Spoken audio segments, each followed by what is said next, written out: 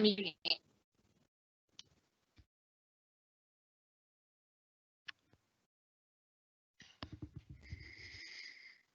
All right, good morning, everyone. I'd like to welcome you to the June CADD Users Group meeting.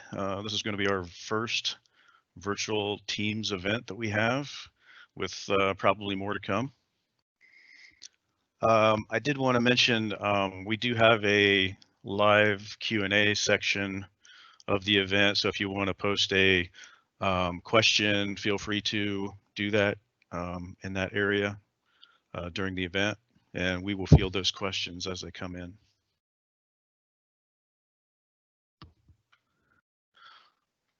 So I wanted to start off today. I got a few things I want to talk about.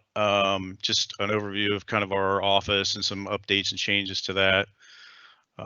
An update to our website, and also some updates and changes to the L&D Volume 3 that's going to be published here in July. Again, just wanted to kind of reiterate, you know, our office located in ODOT Central Office, although a lot of us are working from home right now. We're also located in the Division of Engineering within the Office of CAD Mapping Services. We actually have 4 staff now. We recently had a hire and one consultant working with us, Eric Thomas, and our office researches, develops, and implements supports the engineering CAD standards and technologies for the Department of Transportation. As I mentioned, we had a staffing update. I'd like to welcome Matthew Eiben to our group. He's going to be working with JD doing our OpenRoads development and support. So please welcome Matt to our group. And then I wanted to talk a little about just some general updates. As I mentioned, all of our staff are currently working from home. That's one of the reasons why we're doing this as a live event. Central office is currently closed to the public, you know, because of this whole COVID thing going on.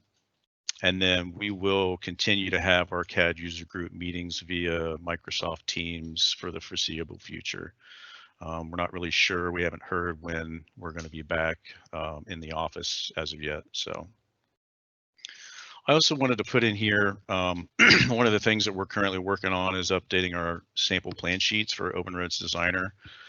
And we are soliciting anyone that is either getting ready to file a plan set, or maybe have already filed a plan set with the DOT, and you feel like the plan might fit into our sample plans criteria, please reach out to us and let us know. This is something that we are looking to revise with the, you know, the new look and feel of the ORD plans.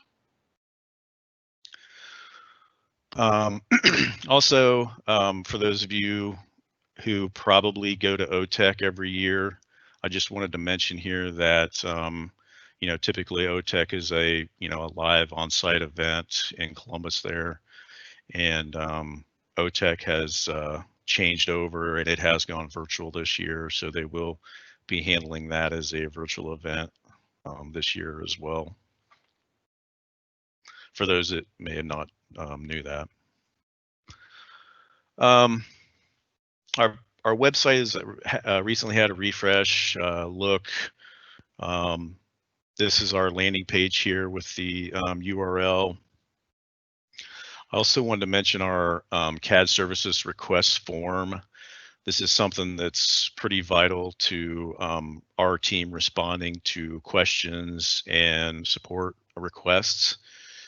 I highly encourage people to use this to file some type of a request with our office, because if you email any one of us independently, directly, it doesn't come to the entire team. So if somebody's, you know, maybe off a day or two, you may not get a response within, you know, a day or two.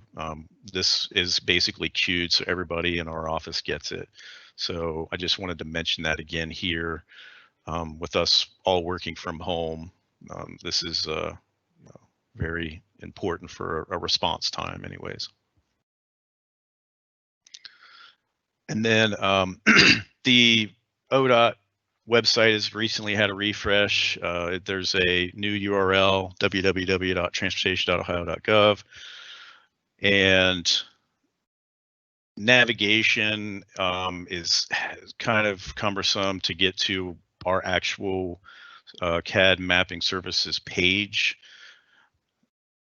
You have to go to resources for working, and then when you get to there, it's underneath of this engineering section.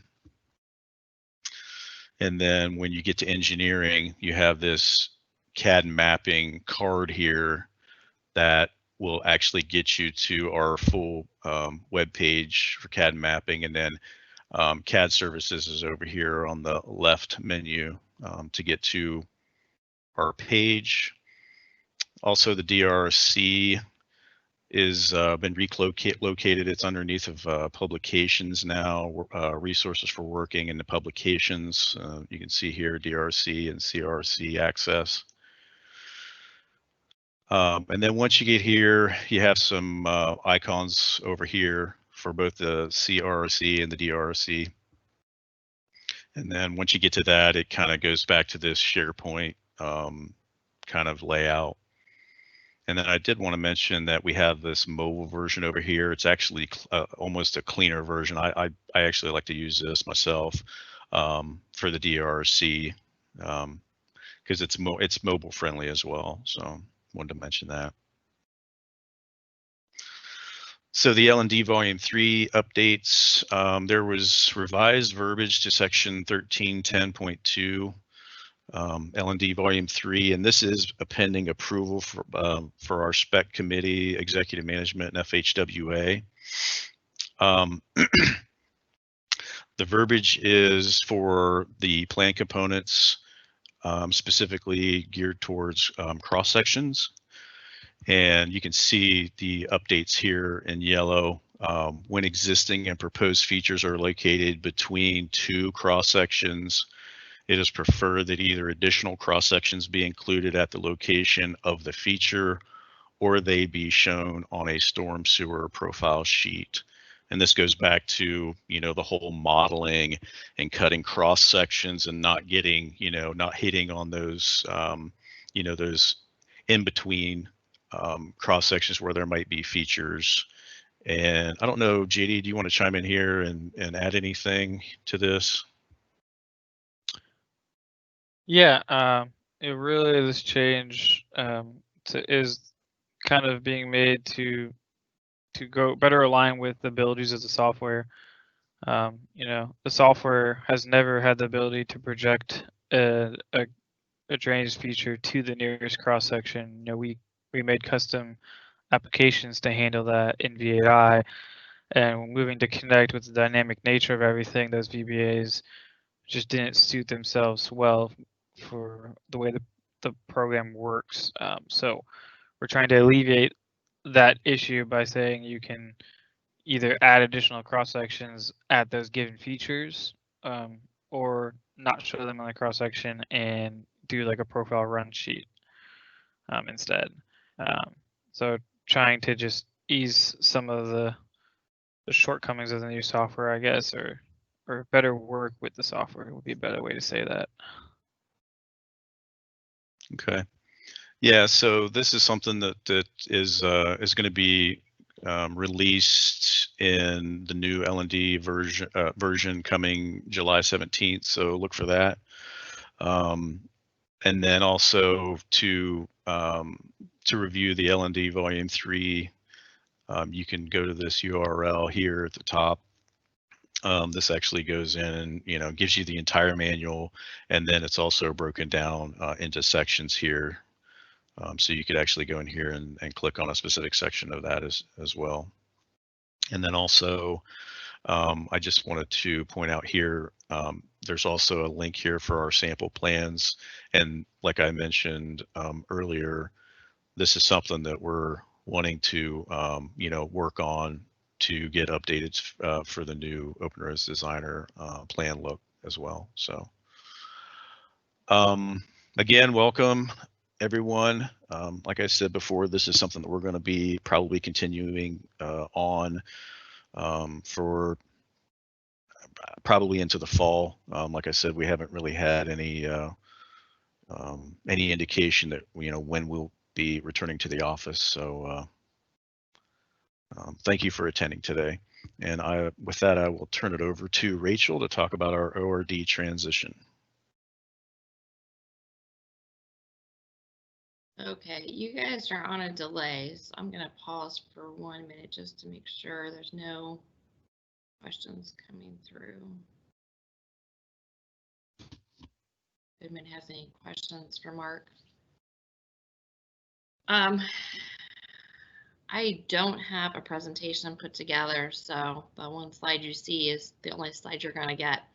I don't have a lot of updates for the ORD transition because it seems to be going pretty smoothly, which is a great thing. I'm really excited about that. I want to thank both the CADD team and the consultants for being patient while working from home and for helping us really move the ORD implementation forward. It's been a really good team effort, and I'm really impressed that we got this pulled off. So I'm hoping things continue to go well. The only thing I really have to add that it's not about the transition, it's about the OTAC. So the OTAC is going to run over 2 weeks in October, just so you guys are aware, and they're going to be putting together 90-minute sessions. So we're going to put together a 90-minute session on, I'm looking at probably like 3D models from design to construction. So I'm looking for any consultants, contractors, designers, anyone that's done any work with the 3D, who's maybe collaborated on some things or maybe has something to offer or present, to please let me know as soon as you can, because we're trying to get these sessions put together. That would be really helpful. I think I have one presentation so far, and in 90 minutes, I would like to have like at least 3. So other than that, welcome to the team, Matt. And I feel a little weird doing this way because I can't see anybody. But thank you for joining the live event, and hopefully you can still get a lot out of what these guys have to offer you guys. Thanks. All right, thanks, Rachel. I believe Kyle is up next to talk about the OHROW app.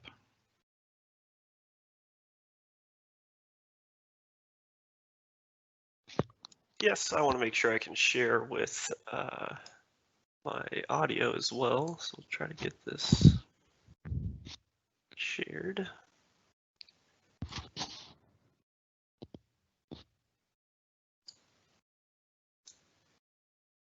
Oh, there's the box, include system audio. All right. So this presentation is kind of an update from what I introduced back in September of last year. So the OHROW application, I know back then I wasn't really ready to give you guys a link to it and everything to be able to start using the application, but now we've made quite a bit of progress that I'd like to kind of give an update and kind of introduce it a little bit more to you guys as well. So for those of you who don't know what OHROW is our searchable web-based application to be able to download right-of-way plans and monuments for all of ODOT's plan records. So here's a link. I'm going to post it in the chat as well. So hopefully that gets published.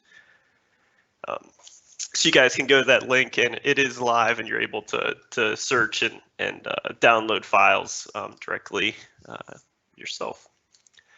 So as far as the monuments that are located inside the application, I'll kind of give you guys some stats about what's inside the application, and we'll do like a little overview of what's left or what's in there. So we almost have 7,000 monuments available to download. So it's an optional field for the districts to be able to provide this data, and you can export it to several different formats. And there's a lot of metadata behind all of these coordinates or the point data that's inside the application. So we'll kind of go into that a little bit more when we go into the live demo part. As far as the right-of-way plans go, there's almost 6,000 plan sets in there, which is quite a few. And they're inside districts 1, 2, 3, 6, and 10. And then we're currently working on importing our districts 7 and 8. So on the west side of Ohio there, these are kind of the next districts that are ready to be imported and uploaded into the application. So it's a work in progress. And for the most part, these districts have everything that they have available as far as right-of-way located inside the web app itself. So we'll go ahead and play this introduction video. Hello, this video is going to serve as an introduction into ODOT's right-of-way application, OHROW. So just like any great web application, there's going to be a disclaimer at the beginning, so please read through that. And then you have to accept the terms of use of the web application. So inside OHROW, we are housing right-of-way plans and monumentation that the districts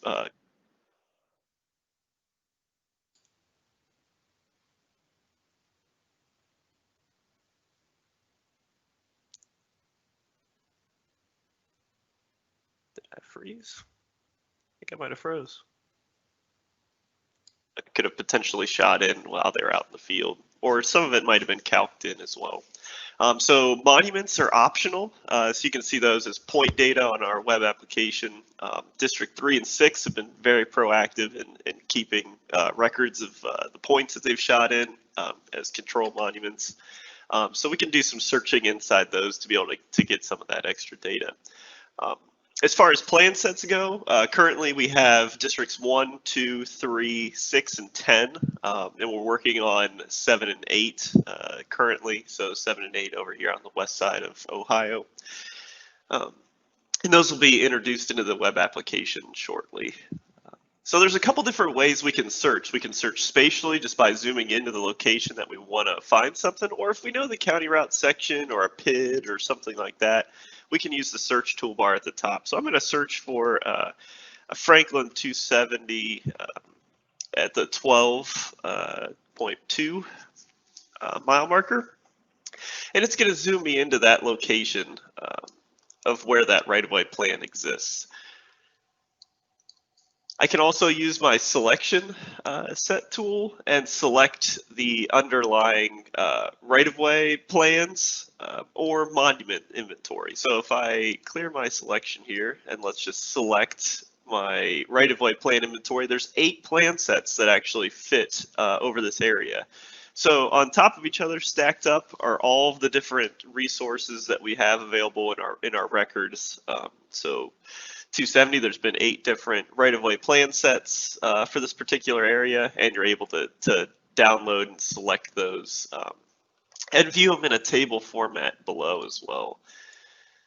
So if I want to download one of those files, minimize this, I can select it, move through the different right-of-way plans through the browsing menu, and then I can click on Get Plan.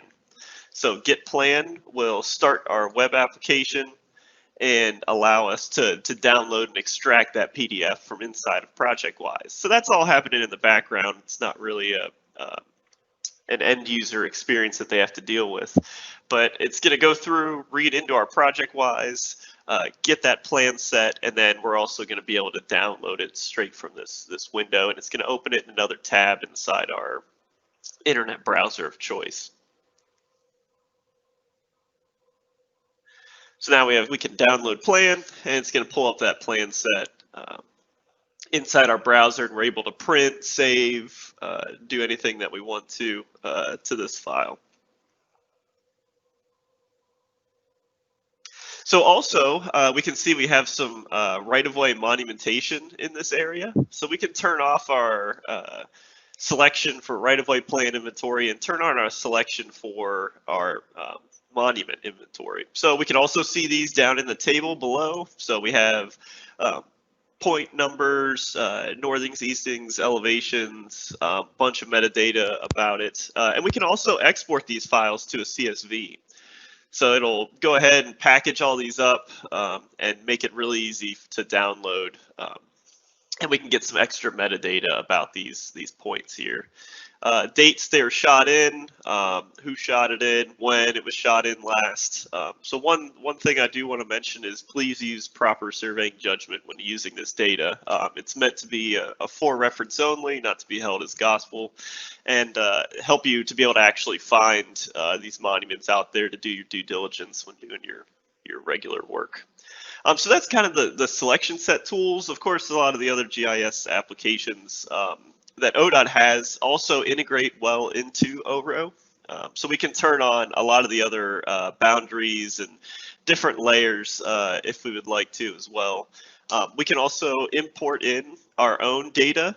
We can add data from TIMS, or we can even bring in our own files. If we have a shape file, we can load it directly in if we need to see some boundaries and do some searching by using an external shape. You can do that as well.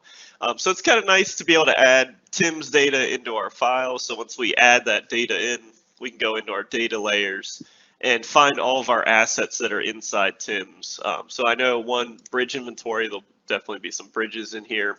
So all of our structure numbers will come up and from our bridge inventory, and you can kind of use that as a guide as well. There's some other tools in here as well, measuring, filtering, grouping, other types of search. If you want to build a more complex query, you can do that as well. But it's really easy to move around and download files at will. So if you have any questions, please contact any of the right-of-way administrators. There's also an email address on our webpage as well that you can get to. Hello, this video, you guys don't want to have to hear me again. So like I kind of mentioned before, all of our plans are hosted in ProjectWise. So there's a single data source that's going to have all of our archive plan sets. I know we're also in the process of working on an application for storing all of our construction plans as well. So that's something to kind of look forward to in the future. And this is, of course, a work in progress, but if we have a record of it, eventually it's going to end up in the web map. It's really going to depend on how prepared some of the districts were already with the data that they had, and being able to upload that and centralize the storage. And we're also doing a couple other things as well, or uniform.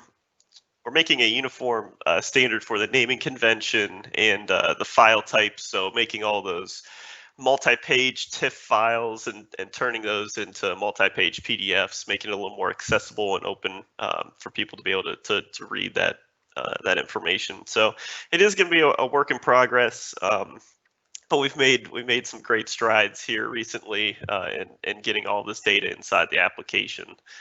So I'll be around in the chat if you guys have any questions, or you can send an email to the email address here on the page. So that goes to the right-of-way admin group here in central office. So it's Ray Foose, he's our survey operations manager here in CADD mapping. Myself, Austin Cordy, he's our GIS, in-office GIS guy. And also Brett Shear from real estate is all part of the team as well. So being able to get those questions answered if you have any trouble or have any questions about any of the data that resides in there, please let us know. I think that's all I had. So I think next on the agenda is, I think Mark's up next. Yeah, Mark's up next. So go ahead, Mark. Yeah, thanks.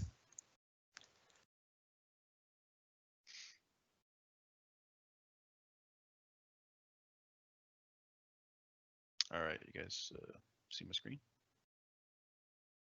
Yep, looks good here. All right, good. All right, I guess just to kind of key off of what Kyle had mentioned about the OHROW app, we are also currently working on a similar application for the construction plans. So you will be able to, in the future, look up any construction plans we have at the DOT. We will have some cleanup work to do for older plans, probably pre 1990s that the districts have that we don't necessarily have in central office. This is something that we're currently working on and cleaning up. And then as well, we do not have geographic locations for those plans yet. So we're going to be, we're going to have to be doing that as well. So pretty excited about that project. That's something that we've been working on for a while. We do have an application internally that we use, but this is something that we want to, get, out to the public and make it more, graphical based, location based. So look for that in the future. So next, I wanted to talk a little bit about electronic signatures. This has been something that's recently, been a topic of discussion because of everybody, working from home and, not really being able to sign, paperwork or plans or whatever in person. And this is a discussion that we actually had internally as an organization. And there's some kind of, some talking points I want to hit on, especially, the differences between electronic signatures and digital signatures, and kind of what we've done to CADD updates to help augment the e-signing of plans. So some of the things that we've actually added to the CADD standards to help augment that. I also wanted to touch on the Ohio AC section 4733-23, which is regarding a registrant's seal, and that's on the State Board of Engineers and Surveyors. So I wanted to kind of touch on that a little bit, and then I'm going to do a little demo, and it's kind of a preview of what we're working on for signing plans with a digital signature. So just to kind of touch on some of the things. So electronic signature is basically like a paper equivalent. It's a legal concept according to the U.S. Electronic Signatures and Global and National Commerce Act. An e-signature is an electronic sound, symbol, or process attached to or associated with a contract or other record and adopted by a person with the intent to sign a record. And ODOT recognizes an electronic signature as a legal binding to the fullest extent permitted by law. And then digital signature refers to an encrypted, decrypted technology, which is an electronic signature solution is built on. So not necessarily the signature itself, but the technology behind it. And it's basically the encryption piece that secures the data associated with the signed document, and then it helps verify its authenticity from the original signed record.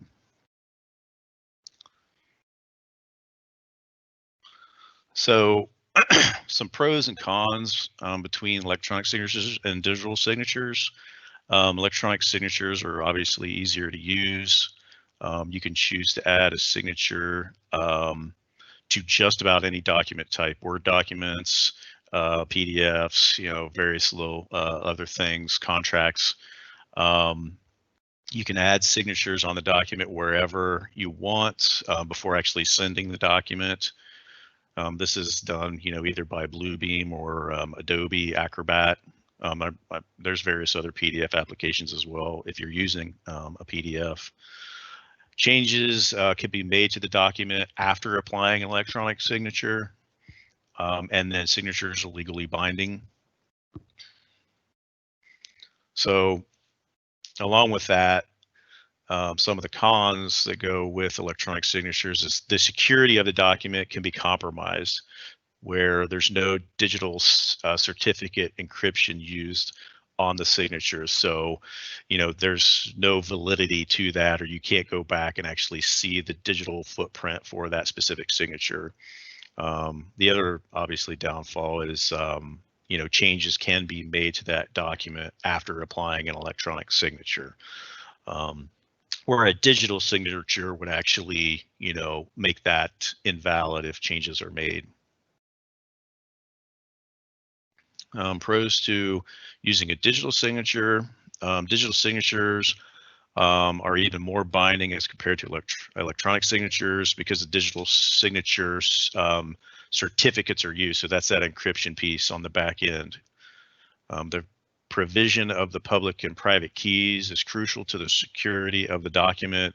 And what that is basically a Windows ID. It can be either public or private as well. You can use that to, a lot of corporations will actually have a Windows store where every user that logs in and authenticates to a network is assigned a digital key or a digital Windows Store ID for that organization, which we actually do at ODOT. Or you can create your own. There's a way to do that. Digital signatures are therefore useful for sensitive documents like contracts. Digital signatures do not allow changes to be made to a document after signing. So that's one of the challenges that we're kind of looking at right now, is if you digitally sign a document and then there's modifications needed, maybe as an example, maybe you have a couple sheets in a plan that needs to be updated or inserted or whatever, the document essentially needs to be digitally signed over again. And then, obviously some of the cons of that process of using digital signatures can be a little more tedious. And as I mentioned here, depending on how many updates you have to do, it could be multiple, collections of people re-signing digitally for that specific plan set. Digital signatures do not allow changes to be made once the document's signed. So that's kind of that certificate security on the back end. So if there is a change made, then that signature becomes invalid. And the signatures need to be collected again. So just to summarize a little bit, electronic signature is an electronic symbol attached to a contract. And a digital signature is kind of that authenticity of the electronic signature for the encryption piece of it. And what's important to know is both electronic and digital signatures are binding. So right now we're recommending the use of electronic signatures for signing PDFs, and then we're going to be working over the course of the next few months to develop a process for better collection of digital signatures. And I believe that as of right now, I think the common practice is electronic signatures right now for plans. But like I mentioned, we want to at least move that forward to a digital signature phase for PDFs. And then, maybe that's a platform for stepping off to eventually when we're not doing PDF plans anymore and we're doing, a full three-dimensional model for the plan set. But, and then when that happens, we'll have to obviously look at a way to digitally sign the model. But for now, I believe I would say at least the next probably 5 years or so, there's going to be some type of paper content that's going to be attached to a project, plan-wise, that we're going to need to have, signed and sealed. So to talk about the updates that we've made, we've actually created an engineer and surveyor seal template to both of our CAD standards right now. So ODOT CAD, which is for the select series standards, and then OHDOT for the Connect standards. 2 formats have been created to allow a couple different workflows for stamping plans. We've had microstation cells created for the stamping directly into a DGN file. And then we've also created PDF templates for using to stamp a PDF plan set. So we took a look at it and we said, well, there's looks like there's a couple different ways that people could potentially stamp plans, and we tried to give different different processes, a little bit of, support for if you're either doing DGNs or you're doing PDFs. So the MicroStation cell templates are located in the Sheets cell library of the CAD standards. So as I mentioned for ODOT CAD, the V8I standards, Select Series standards, it's underneath of the standards cell folder, and it's actually in the ODOT underbar Sheets cell library. And for the Connect standards, the OHDOT, it's underneath of the standards cell folder in the OHDOT underbar cell sheets.cell file. And we decided to go that route since a lot, the cells are probably going to be used for doing sheets anyways, so it just made sense to just add that in there to the Sheets cell library. And then for the project-wise workspace for the Connect stuff, we've added that underneath of the standard cell folder for the Connect workspace, and then it's OHDOT underbar sheets.cell. And here's a screenshot of what those cells look like. This is the MicroStation cells within the cell library.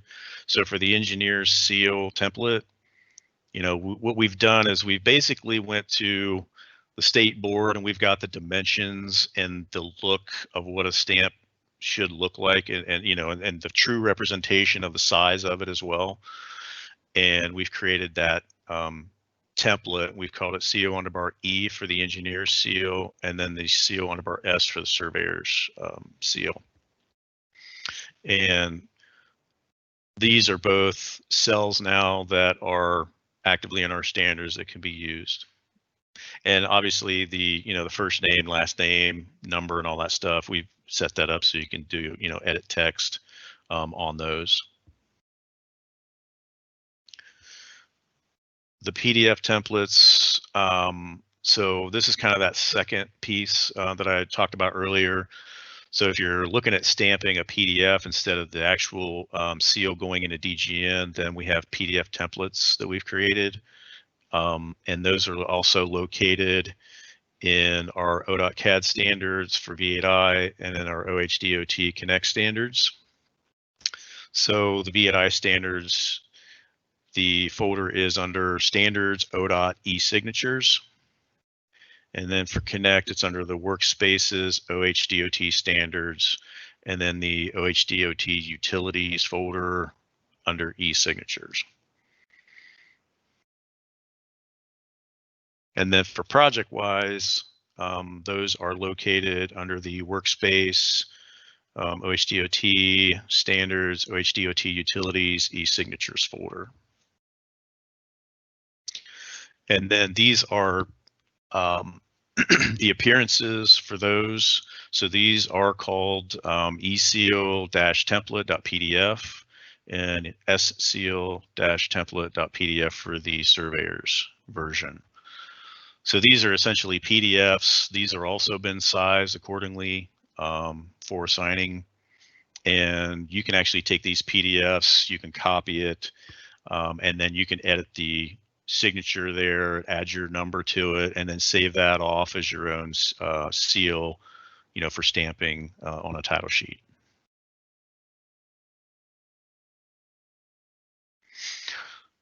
So I wanted to bring this up in the conversation. This is something I pulled from the State Board's website under the registrant's seal. This is at section 473323, and it's under section D, and it talks about the actual seal.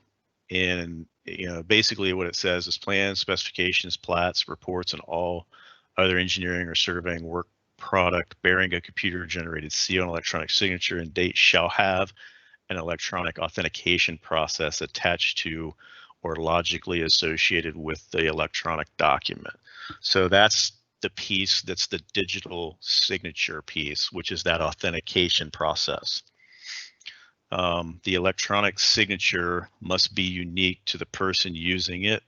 And that's what I was talking about, that that signature validity for that certificate, that Windows ID certificate.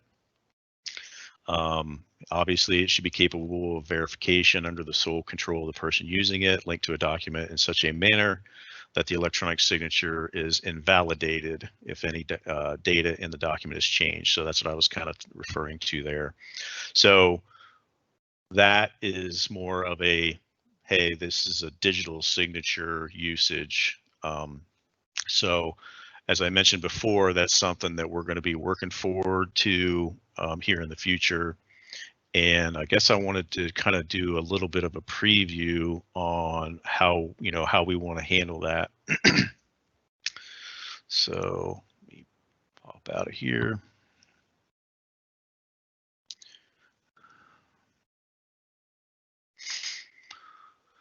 So I just created just a standard title sheet here for OpenRoads Designer. And within that, we've got a couple, I've created a couple areas here for the engineering seal location. And in the process of printing, so when we go to print here, I'm going to make this full size. And so we have this pin table set up, but there's also an option for design scripting.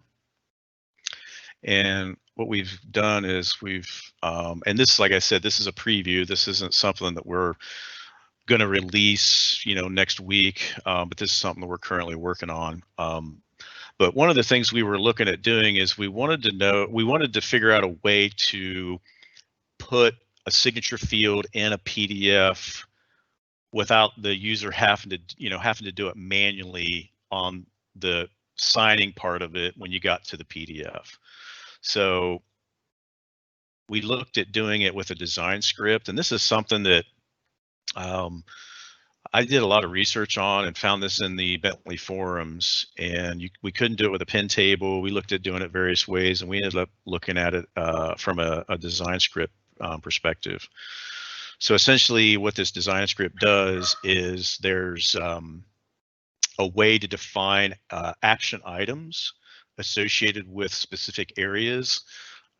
So right now I'm looking at a level of sheet data, and then there's an element type of shape, and then a color, and then what it does is as an action item for a field, and then this right here, this action type is what makes it a digital signature field.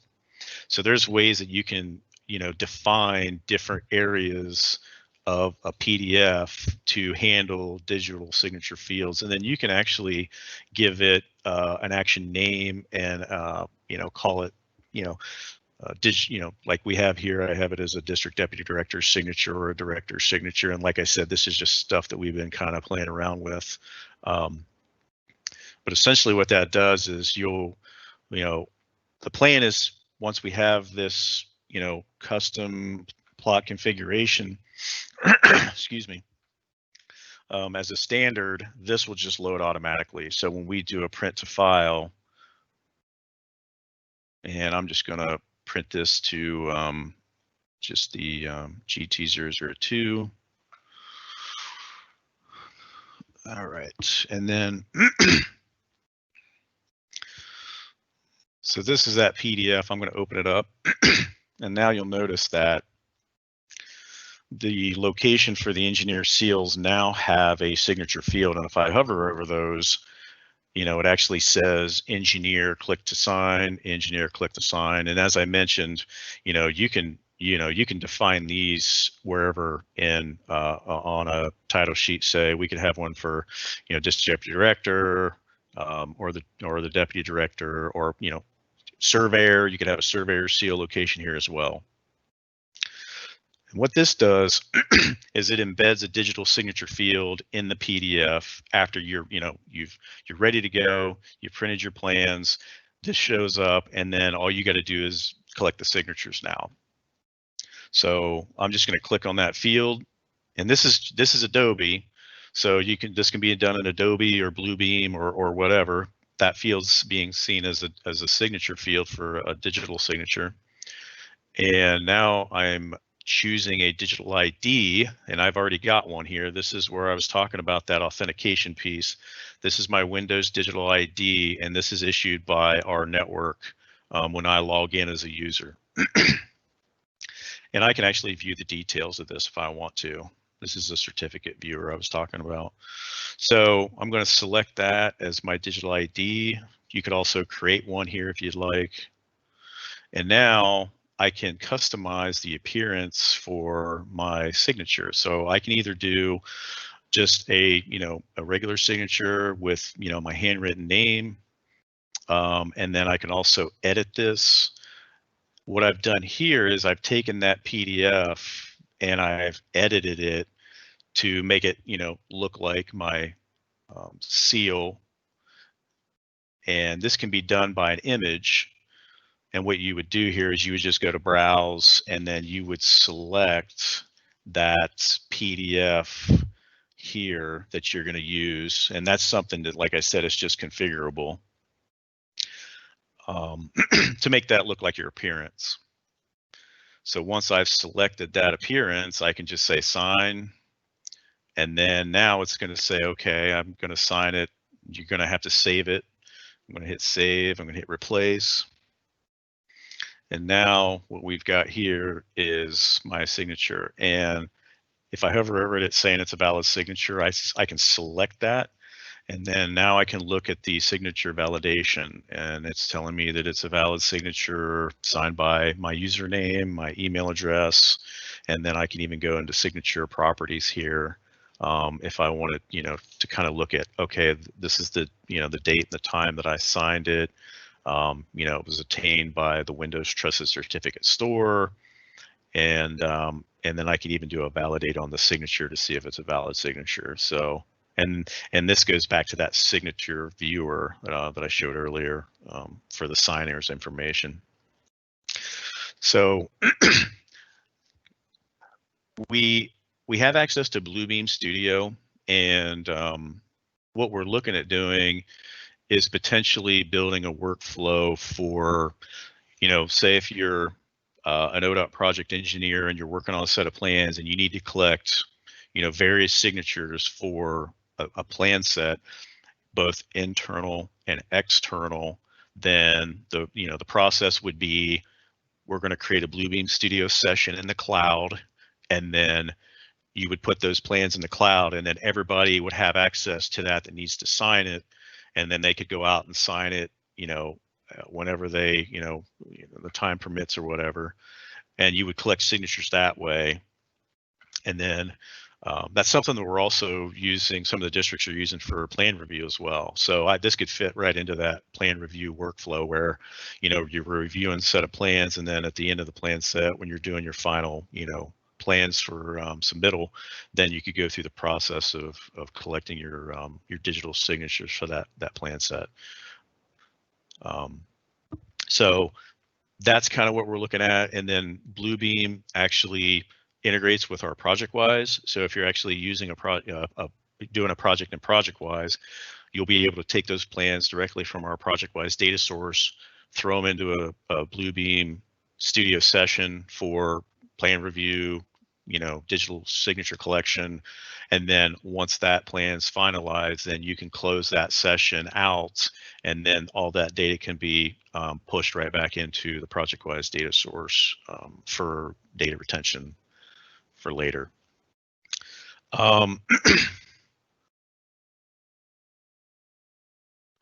That's all I have on the digital signature stuff. If there's any questions, did we get any questions coming in while I was talking about that? Yeah, I'm trying to answer them. We just got like 4. Okay. 4 more. In the process of replying. I haven't read those ones yet. Okay. Post this here. Let's see here. And now we're up to 5. They're all coming in. Okay.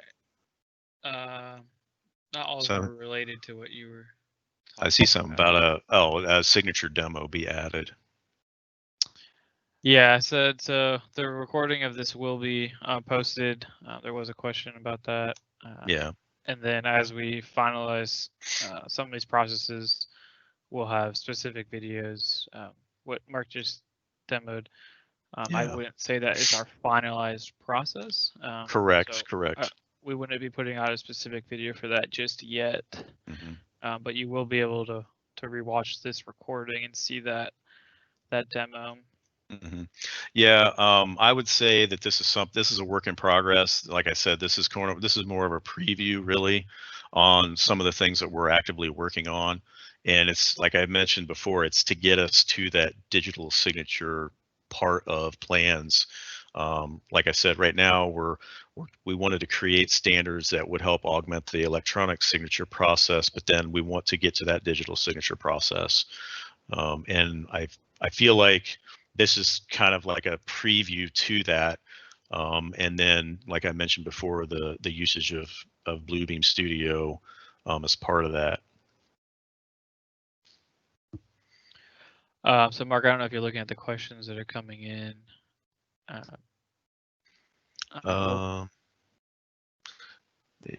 see. Oh, is that it? Okay, so which one are we? Let's see. Use you talking about the published ones? Not the non-published ones. Oh, the non-published ones. Okay. Well, you can hit publish as you answer them. That way we keep track. Okay. Of them. Let's see here. Okay. Usually, okay. Maybe skip that first one. That one's. Yeah. We'll answer that one separately. Yeah, I'll publish this one. So there was a question about do the additional signatures count as changes made to the PDF? No. So if you have a PDF that you've had a signature added to, and then somebody else goes and signs that, that's allowed. That's why it saves. So when you add a signature, it resaves the PDF. So if I was to go in here and say, click on this and then add a new signature, I would click and say continue, and then say, sign, and it's going to ask me to save it again. When I save it again, these are still going to be two different valid signatures. So if you're collecting just the signatures, it's not considered a physical change, because all it's doing is just adding additional layer of authentication or user certificate to the PDF. So additional signatures does not count against the changes made. Let's see, what's the other one?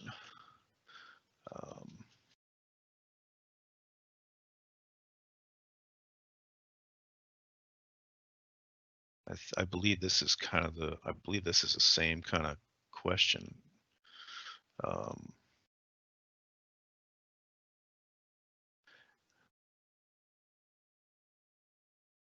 Yeah.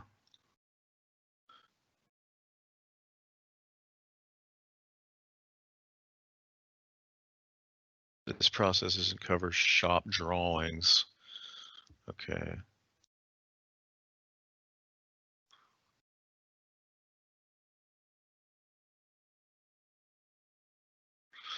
Would there still be a name's signature and date with the seal? That's something that we're still looking at. You could definitely do that. Like I said, this is more of a preview. I guess the thought initially was, if you're digitally signing a document and you're signing it with a a seal bearing your digital ID, it's going to capture your date and your seal and your digital ID as part of that signature. So the question becomes, do I still need to have a handwritten signature and a physical date written on that if it's a digital certificate that captures all that information with it? That's still something I think that's up for debate, and it's something that we're going to be looking at. So we could potentially still have a signature field and a date field. Like I said, this is more for demonstration purposes, but that's one aspect that we're looking at. Yeah, and then to add to that, though, technically, if you digitally sign it, that data is retained Right. behind the scenes. So if it's not shown, you can still get to that data. Correct. That's, yeah, it goes back to how you're utilizing the document. You know, if you're utilizing it in a digital capacity, you have access to that. But if you're printing it out for people using it in the field, they're obviously not going to see your signature and the date on your stamp. So there's that. Is the PDF signing process preferred over adding a cell to MicroStation? I think it's I think that's up for debate as well. I would say that we've had it both ways. We've had you know, certain individuals say that they would rather just have it as a MicroStation cell and then sign the the PDF afterwards. So we're not, like I said, we're not really recommending one method. We just wanted to give a couple different options for people at this point.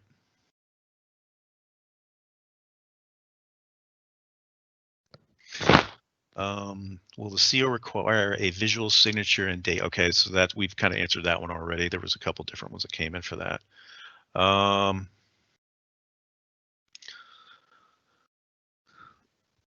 What's this one? Can the KMZ be used in the background but give the user the option? So that is a different conversation, different topic about the okay. Title sheet map. Yeah, I was answering. Oh, okay. Yeah, that's actually something I was looking at as far as that design script goes as well, where you could actually create a link to the KMZ through that. So, was there any other questions? Okay, this one. So something about it doesn't cover shop drawings. There's something in there about shop drawings.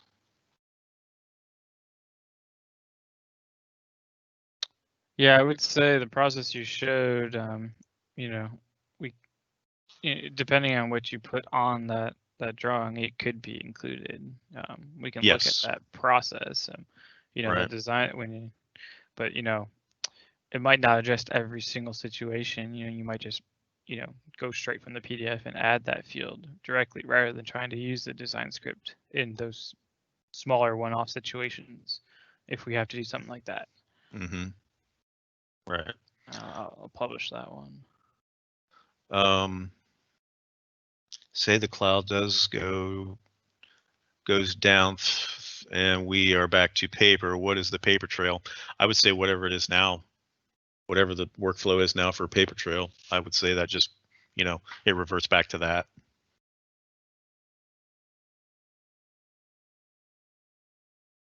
I mean, if the cloud goes down, you know, if you need to sign that document and you have it, you know, when it comes back up, you will be able to then, you know, send that out. Yeah. I don't see that as too much of a huge concern. But, yeah. You know, if it goes down, it's like it's most likely not going to go down for days on end. Yeah, hopefully not. Yeah, there was another one in there. You can always add the signature and date to the seal, correct? Yeah, like I mentioned before, this isn't something that we're advocating at this point. This is just something for, you know, more or less just for demonstration purposes. But yeah, I mean, you could definitely do the signature and date for the seal, and that might be something that we end up doing eventually, anyways, or adding to this process. The thing that gets me on the signature and date is if you're digitally signing something with a digital certificate, you're capturing your digital ID, the date and time that you're signing it. So if that's the case and you're using it to a digital capacity, is there a reason to have the signature and date on there anyways? And if you know, the thing is, if you read the state board's verbiage, it's not real clear on that. I mean, they do specifically say signature and date, but I don't think they're taking into account the digital certificate aspect of it when they say the authentication piece when they're talking about that. So But yeah, that's something that we could definitely look at. And what we may end up doing is maybe just doing the, saying, hey, do your CO in the DGN, and then when you go to sign the, the PDF, then you're just clicking on the signature field and applying your signature to it, and that's your, that's your signature, so to speak. So when you actually go into that that signature certificate here, when you do well, if you just pick an area here and then say continue, lock a document, you can actually lock it after signing. If you're collecting more signatures, you don't want to lock the document. Let's go digitally sign. And then select continue. Yeah, so if you go to this signature right here, in here you can actually edit this, and you can have it give like a logo. You can tell it the reason you're signing it. You can contain labels, and this is what I would say. I would say when I sign something, go ahead and just add the date to it, because it's capturing this signature, and it's also capturing the date and the time that you're actually signing the document. If that's the case, then do we need a date field if you have a signature field already that this can just be tacked onto? To me, it would make more sense to just have a single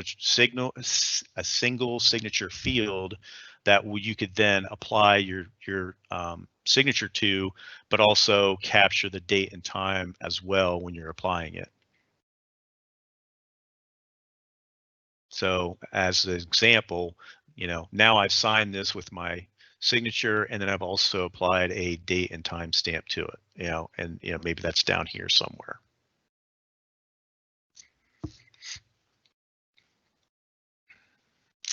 Any other questions?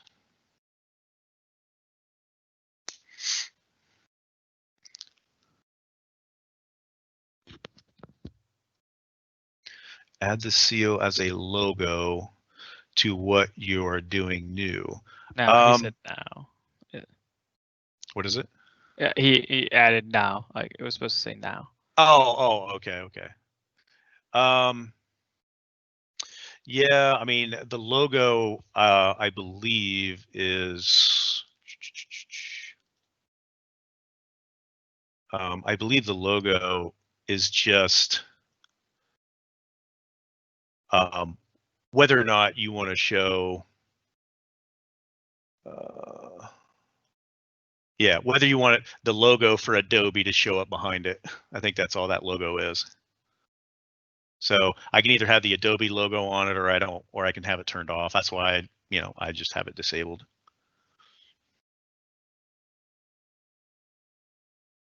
And this actually looks different depending on what product you're using. So in Bluebeam, this is actually going to show up a little bit differently.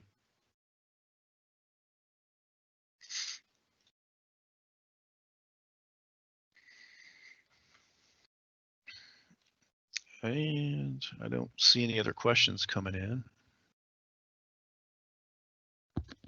So just to kind of, just summarize, this is something that is being worked on.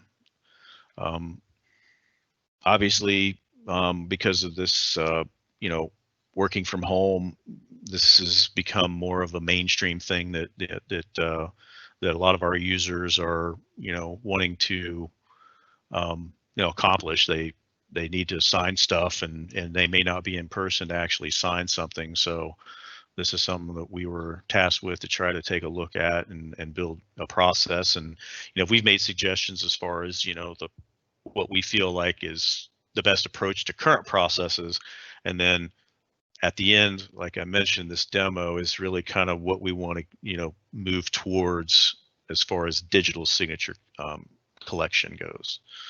So with that, I will be online. So if there's any additional comments or questions added, I can field those when we get a break.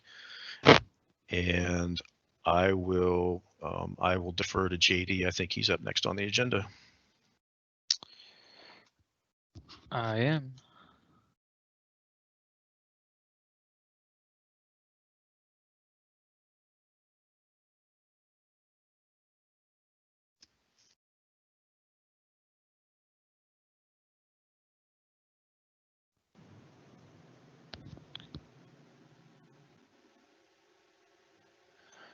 All right, make sure that goes out to all you guys.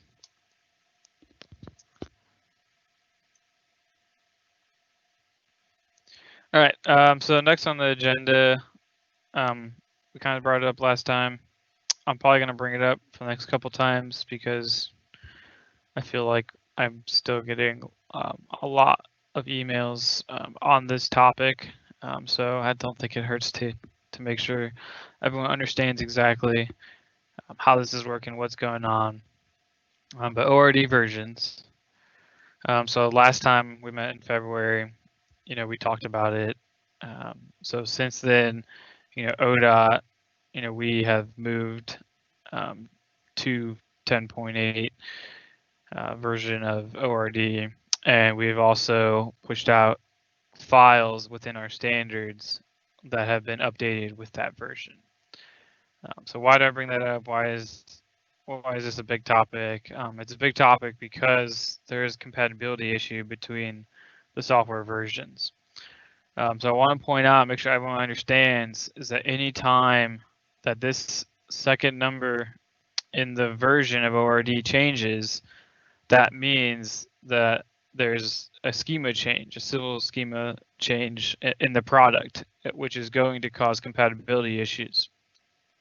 What are those compatibility issues? Basically, whenever you do something in a file in the newer version, and when I say do something, I mean do a civil action.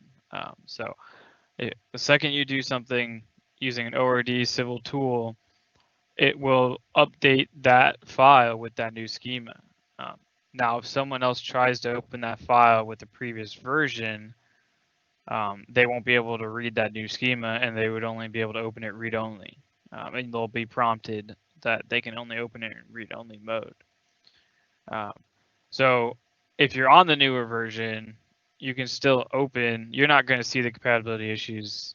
It's the other people that don't update. So what we did internally is we made sure we updated the whole office together, so that everyone got updated, and we tried to minimize people running into this issue, compatibility issue. So that same kind of idea goes for our standards too. So if we update our dgen lib that contains the feature definitions in the newer version and we push it out, and then you guys get that update, and you're not running 10.8, when you open it on your end, it won't be able to read that dgen lib. So what you'll most likely see in the feature definition dropdown is nothing. And then you instantly think, oh, something's configured wrong. It's probably not the case.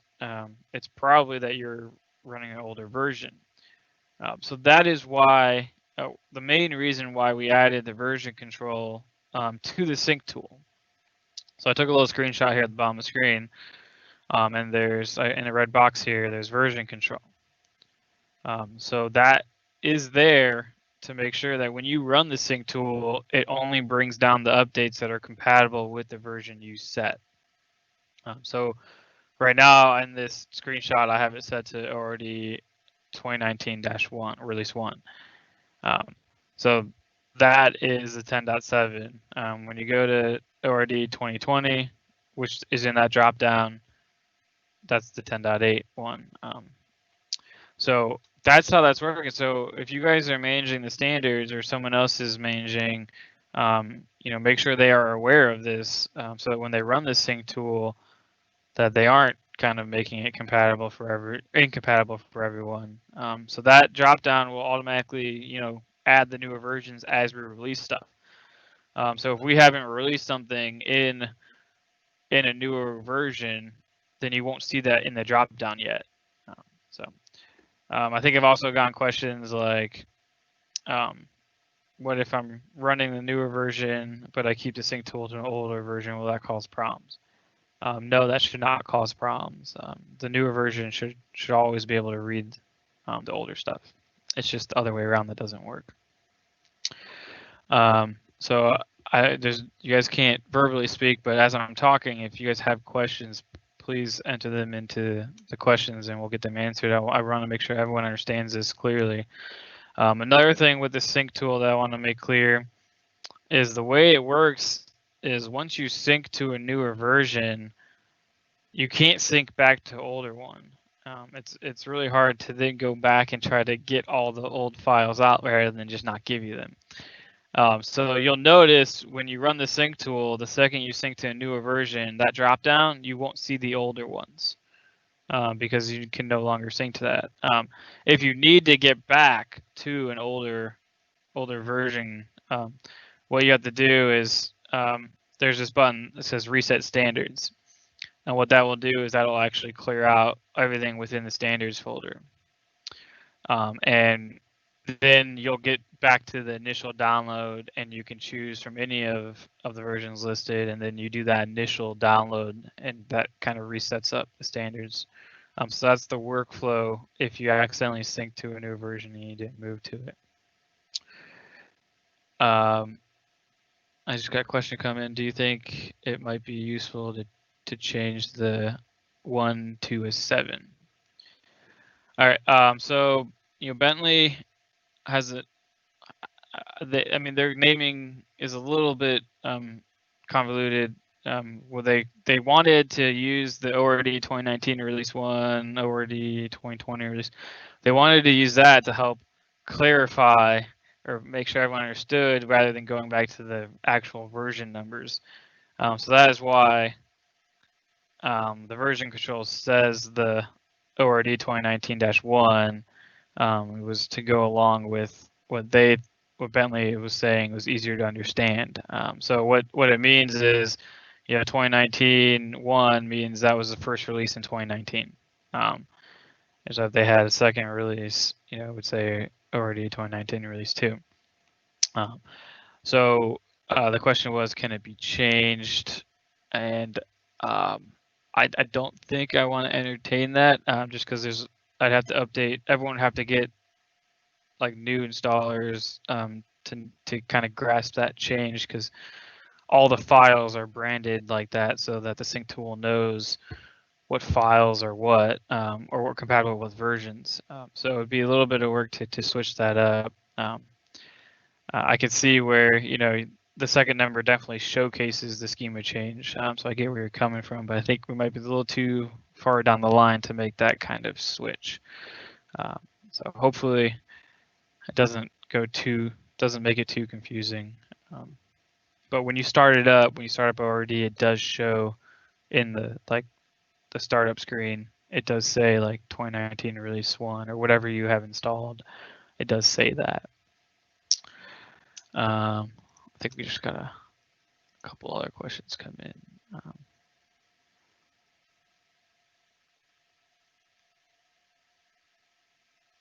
Let me publish that. Have you guys done any testing in ORD 2020 release 2? Yes, we have started to test that. So 2020. So another thing I should mention is not every update is going to be a compatibility issue. Right now they are doing a major minor kind of release. So after they do a major release, which would be changing the second number, they followed up with a minor release, which changes like the third and fourth numbers, which would mean there was no compatibility issue between those two. So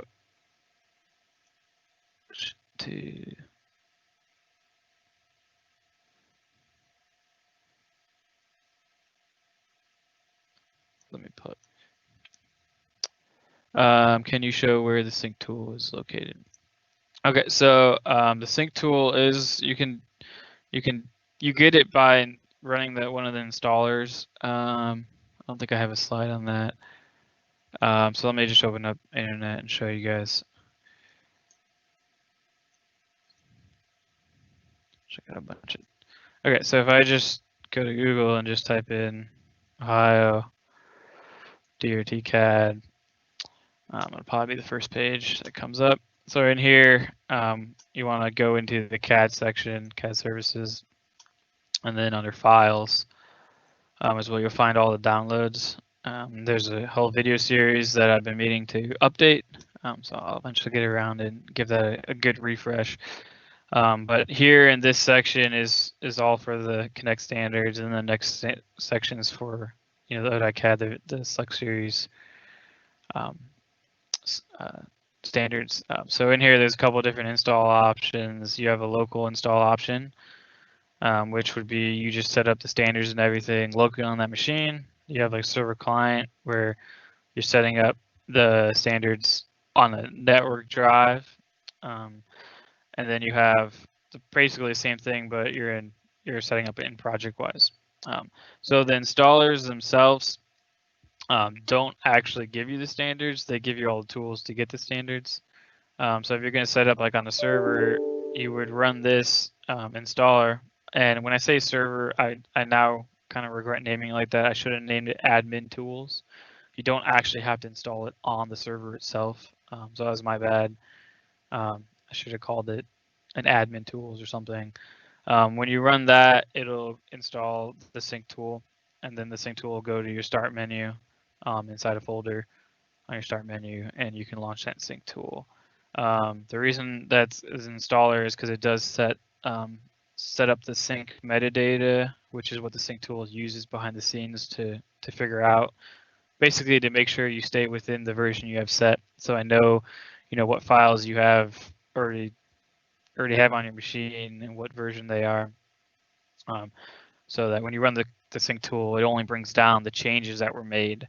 But I write some things to the registry so that when you run it, all that stuff's already set for you, so you don't have to worry about remembering where things are located and whatnot. So I do explain that in the video series that I have. It does give you some other things, like I did set up a notification system. So like when we do have an update, you'll get a little Windows notification, just like you get an email that'll pop up and says, hey, there's been an update to the standards. Click here to launch the sync tool. So the sync tool does give a lot of benefits. The installers were geared to make the process easier, so you don't have to dive into config files or worry about that kind of stuff. If you have more questions on that, feel free to reach out to me. I can make sure you understand everything and can help you out to get set up if you're not configured. Hopefully that answered the question. So kind of right as to what I was saying, I wanted to mention this. I've noticed that after you run the ORD update, the config might get reset. Depending, I've seen sometimes where I install it and it leaves the old config, and then I've seen it where it does change it back to the default. Then you could tell right away, because when you open ORD, you won't see any workspaces other than the delivered ones. So the way you fix that, it's very easy. I don't want to scare people away by showing a screenshot of a config file, but there's only one variable that's being set, and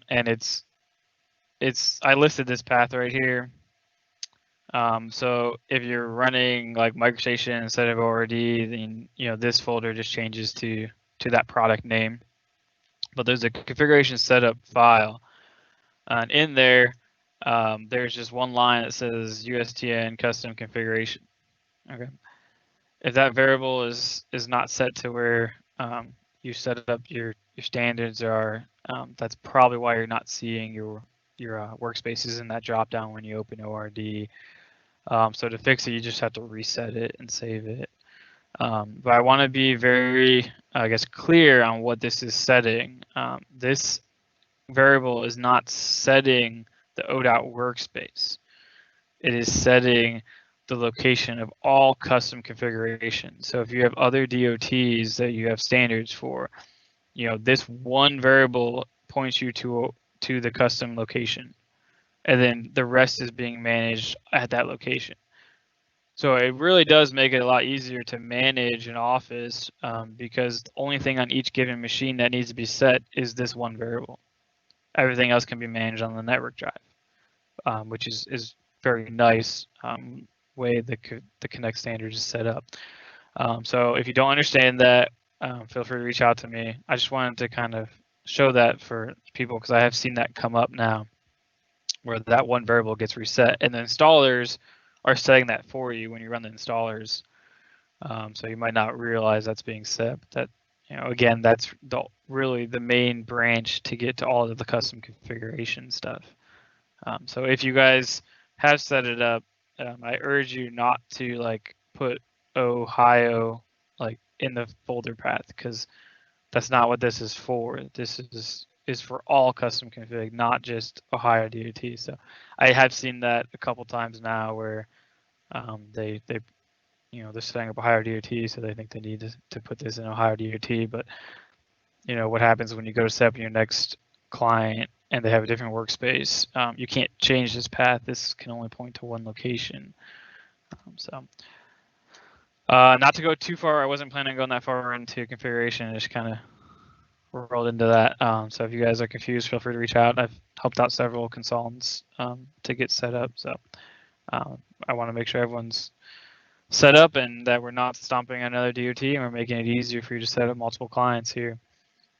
So I figured I'd mention that.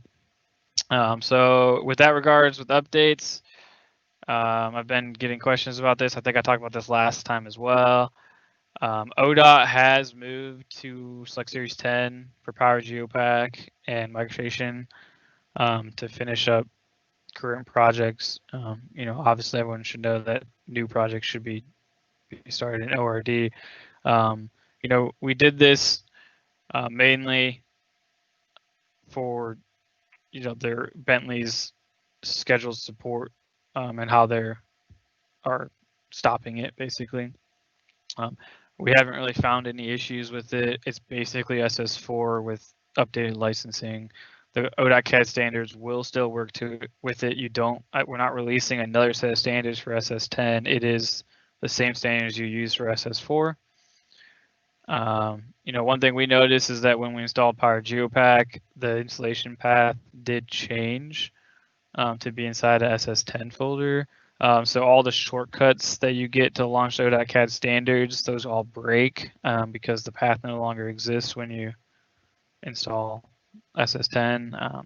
Now you could change the install path to be the same if you really wanted to, and you wouldn't have that problem. But we did release the client configuration tool or an updated version of that so that it would identify SS10.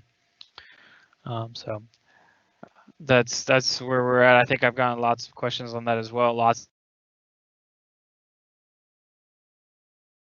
website saying it still said SS4. It doesn't say SS4 anymore. I was waiting until we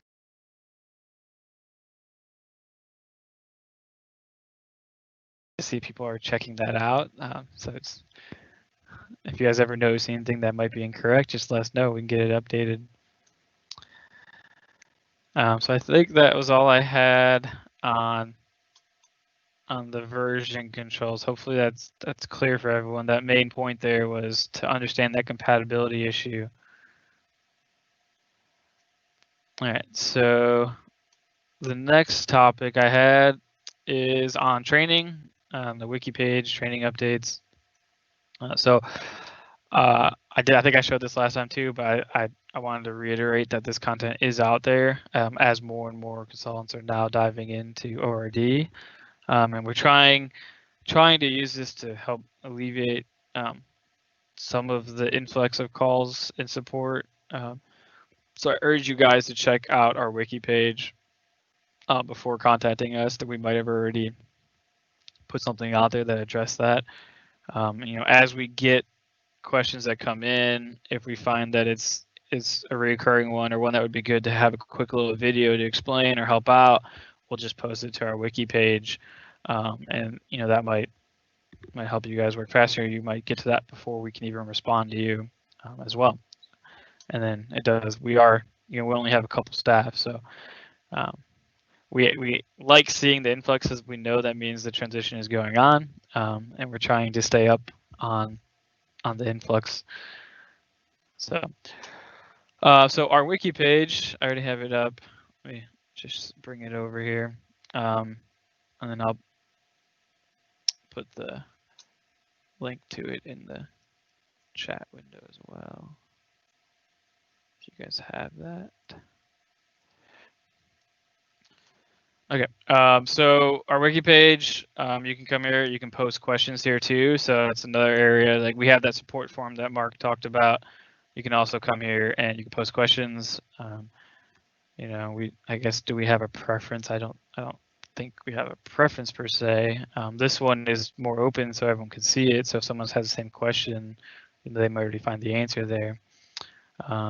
So that form is right here. You click on that form, and there's a couple different categories: general OpenRoads, standards, installation, general microstation. I did notice, I think they were set as discussion only forums. So I switched that to question and answer. So now you can actually, you know, say which response was answered. So you can actually, it like highlights it in green when you say something's an accepted answer. So I think that just helps the usability better. So if you guys noticed that if you post a question in the past and you couldn't really say, oh, this is the answer, you can do that now. I fixed that. So the wiki page is, I think, where we put a lot of our focus on. So in here, really where I want to guide you to is the training resources section. So we've kind of set it up into a couple main sections, and it's grown since the last time I showed it. Let me not get too far ahead of my. Yep. So under the training, we have our training guides.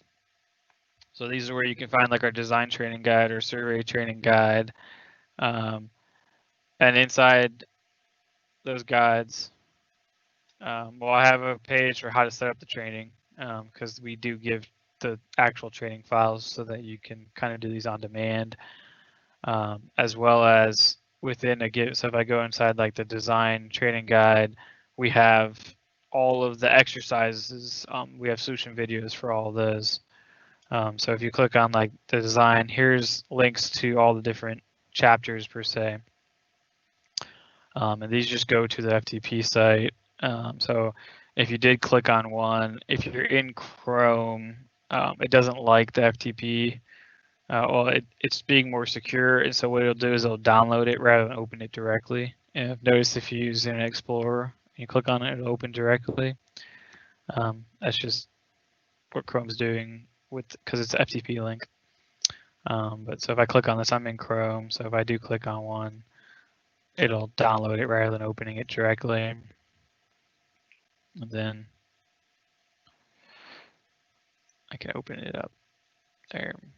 So that's how you can get to the given chapters, and then the exercises. If I click on that, there's a different kind of wiki page for each one. So if you just click on one, you can see the video. So that should help with a more on-demand going through the training guides, since we don't actually offer the training to consultants at this point, but we do provide all the resources for you. I will say we added this. This is not done, the project management one. We're working on that now. Hope to have that out soon. We had one in ODOT CADD. It kind of just gave you a more general overview of like how to create projects, some of the useful apps that we have in there to help that workflow process of going through a project. So we wanted to make sure we had that for ODOT CADD. So we're working on that now. So right now that's a placeholder, but you will see that same kind of stuff we did for the survey and design, what we're going to do for the project. Supplemental videos. This is where we're adding a lot of content. Since the last time I met, there's been a slew of videos added. So we kind of started breaking them into categories. But this is, I hope, to be a really good resource for everyone. You know, it definitely will help out with the training guides. So the thought process here is we're not going to have a 5-hour video that just walks through the whole training guide, because more than likely you're going to have a given spot that you want to jump to. So the thought here was the training guide, you go through it, you might see a topic that you might want to get a little bit more help, or you might want a supplemental video for. Hopefully we have a supplemental video on that topic in this section, and you can watch a short video on that given thing. That's kind of the idea, but then it's also going to be twofold. We're also going to use it to post additional things, like if something comes up through email, like, hey, I'm looking to know how to do this. We can put a quick video together and post it to this wiki page. I highly recommend you guys check that out. Here's kind of all the different videos we've added here. These are all the different topics. So the main top page is going to have links to all of the pages underneath it to kind of help you, so you can like do Control F to find something, and can easily see everything we have. So we have added a bunch thanks to Matt. He's definitely made a bunch of them here. So don't forget about this as a valid resource to come to. And if you guys are looking for something, maybe you go through the guide on demand, and you see a topic that might be a little confusing to read about, email us and let us know, like, hey, do you have anything? We can either maybe find one from Bentley, or we can make one and post it here. So don't be afraid to reach out, I guess is what I'm trying to get across. I think I said every time, which I think it's making a difference, because we have been getting more and more support emails from externals. So. I will say our custom application section, we have a lot of these videos on YouTube. I just haven't had a chance to actually link them here yet. The goal is to kind of have everything linked here, because YouTube has just gotten, way too many videos, and it's not really easy to organize the content, and it's a lot harder to find everything we have now that we have all these videos on there. So we're still going to be uploading the videos to YouTube. We're just going to be embedding them into this wiki page as a way to better organize all of our data. Another thing we added, CAD webinars. So we're doing monthly webinars. Right now they're internal only, but once we're done, we're posting the recordings. So we've done several topics so far, but every month we're just hitting a topic. Some of them might be an hour or 2 hour, depending on what we're trying to show. But these are great resources as well. And then lastly, since last time, we've added a section for the user group meetings, like these ones that we're having now. So I put the last one we had on there. Now this one, since it was on an auditorium, it's just linked to the site that actually hosts the recording.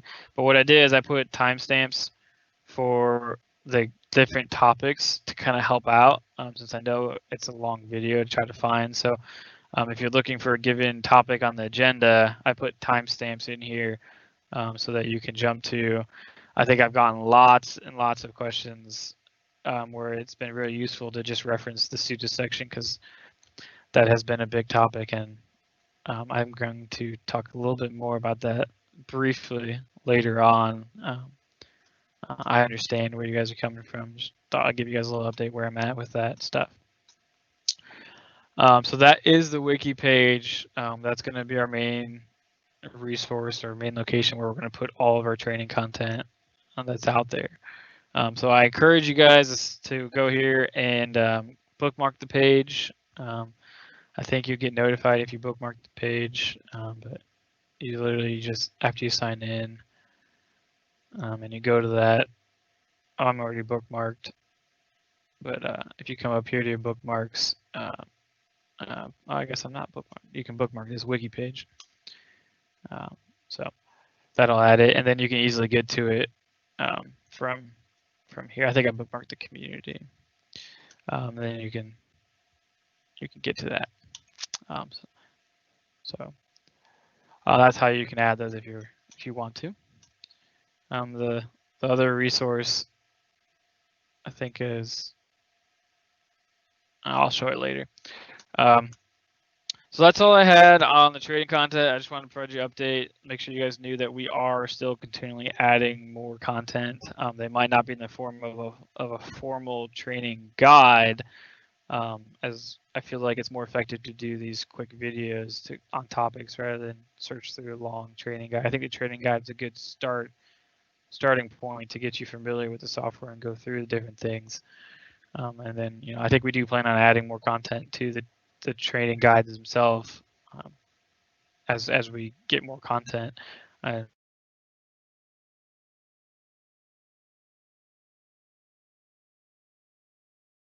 Come in.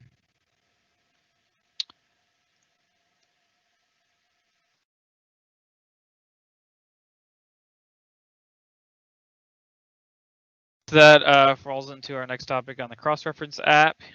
So we had this app in the Select Series standards, the ODOT CADD standards, and when we went to connect, when we had out in beta, we originally were still using tag sets for all the title block data, but before we took out a beta, we switched everything to item types, as that seemed like the direction it was going. You get a little bit more functionality.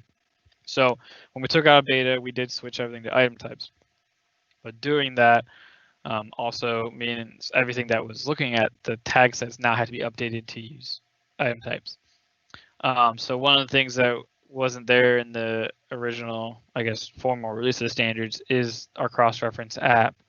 And we kind of got sidetracked and working on other stuff. So I did get back to it and was able to update that. I say update, I really should just say remake it. So I was going to demo that here. So there's a link to how-to videos on our wiki page. So let me put that into the chat window here. Where'd that go?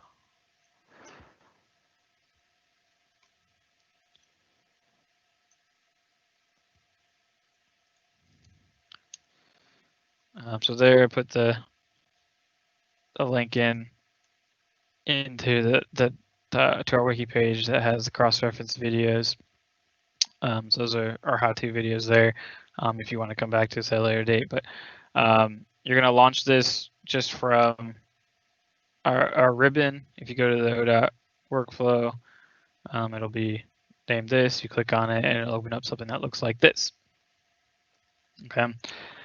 So if you guys who don't know what the cross-reference tool does, it basically manages the cross-references for you. So like say you have a call out like C sheet, blah, blah, blah for details.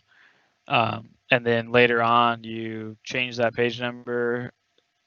A lot of the times you forget to go and update that cross-reference on that different sheet. What this app will do is help manage that so you can come back and just hit update all and it'll go through and fix all those numbers that are listed. But when I wrote it, I kind of opened it up a little bit more to handle, well, I guess you'll see when I show it, but it handles more than just page numbers. So I'm going to play some videos here. And then if you guys have questions, feel free to ask.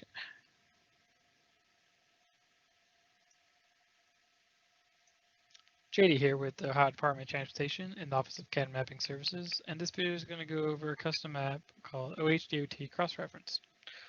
So this tool can be launched by loading the OHDOT workspace and then going to the Ohio DOT workflow in the ribbon, and then look at the sheet section, and there's OHDOT Cross-Reference. So open that up, and I get this dialog. So as a help menu that can be used to launch help doc, the video you're watching now, the about. So if we click on about, see some general data. And if you notice, this results section will get updated for every little thing that you do. So you can expand it to see the previous results. The newest one does go on top. So you can clear those out with this button. You could copy it. If you still had stuff, it would copy that to the clipboard. You can paste it elsewhere. So the results section is going to be pretty useful to making sure that it was successful in the action that you're trying to do. So right now it only has a new link mode. Down the line, I plan on having a modify mode, but it's actually pretty easy to modify this stuff without the app, which I'm going to do in another video. And this one's really just going to show you how to quickly use the application. So what we need is a text element. So I'm just going to place a new one and just do a quick little text. I'm going to place that. And you'll see that it's just a text element. And what I want to do is I want to add a call out or cross-reference to a page number on another file. It's the main purpose of this application. You'll see I already have one. I'll show later in the bulk mode kind of why I have some extra stuff set up. But, so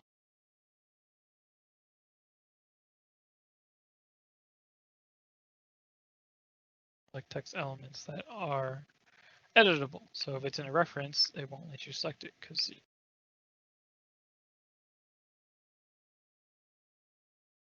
a read-only text box is by no means an editor. Just double click on it on the text itself to edit, but it's just kind of show you what you have selected. So once you have it selected, you can use this setup new link button to set up your cross-reference. So when I do that, I get this dialog. And it's just asking for the needed information in order to create a cross-reference, like what file do you want me to go to get this cross-reference. This is fully integrated into ProjectWise, so if you launch this DGN from ProjectWise, this would have started up with the ProjectWise file select dialog rather than the Windows. So I'm just going to select the file here, and then it populates this with all of the models. So this is test data, so I got some extra models here, but you'd select the model you want to search, and then the select button is how you select the given property that you actually want the cross-reference to go to. So I click that, I get this property selector dialog. So without getting into the weeds, I'll have another video that goes behind the scenes of how everything's working, but this one's more of just a quick, here's how to use it. So basically, we'll only populate with elements that have item types, certain item types attached to it. So there's some criteria there that we'll go over in another video. So in this given case, there's only found one element in this model that had the item type attached. And so this is right now for Ohio, it's set up to be looking for these sheet cell borders to get the item types. So typically you only have one sheet per model. So majority of the time you should really only see one element here. But just in case you have multiple, you can just switch to the different ones. But so if I expand this out, I can see all the properties on that element for that given item type. And most likely you're going to be using the sheet number property. That's most likely what you're going to want to do here. So I'm going to select that, and it's going to give me a little selection data down here in the corner. I'm going to hit OK, and it populates the same thing right here. So now it has enough information to create this cross-reference. So I'll just hit OK, and it will generate that cross-reference for me. And you'll see in the results, it was green. That means it was successful. So if it was red, it would tell you what went wrong here. So just look at that. So now this text element has been updated to contain that. So if I take a look at this text element, you'll see that it's just a text field that got added to the end of the text element. So if right now it's only going to add it to the end. So if you need to modify something, like say move this over to here, you can do that, and you'll see that it stays. So undo that. For right now, that's kind of the workflow for editing it. So this is just going to add to the end. It's not that hard to modify it. All right. So now that it's added, the next mode that you kind of have, or options you have, is with updating the file. So I have two update buttons.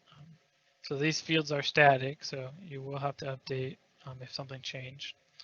So if you just want to update the active file, you can click this button, and it'll search all models in the active file and update them.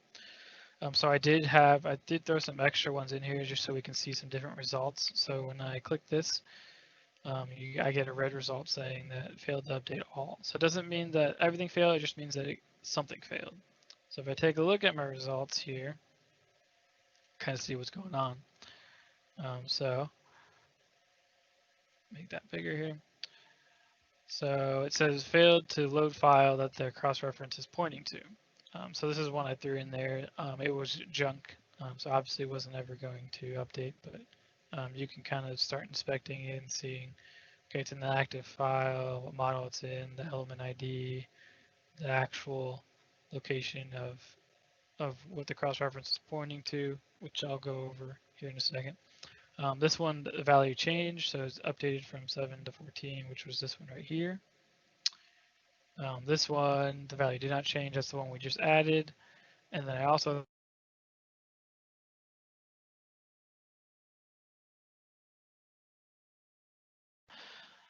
so if you see an element ID and you're wondering how, well, I don't know where that is.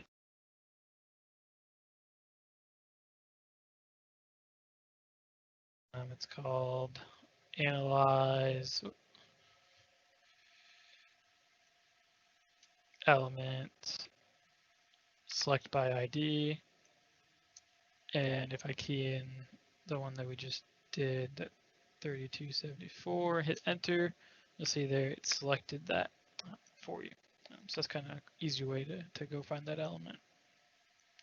Okay, the other mode is the bulk update option. And so depending on how many files you have in your work set, it might take a little longer to load this, but there's like 300 and some, I think, in here. So all I did was search the active work set for any DGN. And you can see the work set location is populated here. You can't change that. That's based off of what your active work set is.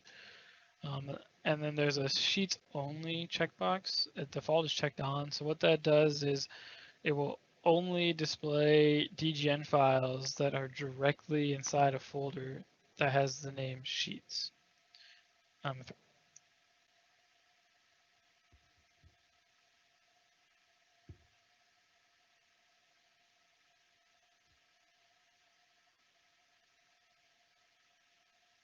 If I uncheck it, then it'll give me any DGN in the whole entire project or work set. The filter can also be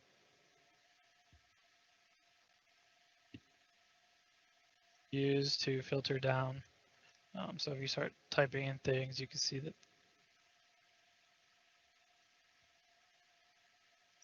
the filter just filters a list here.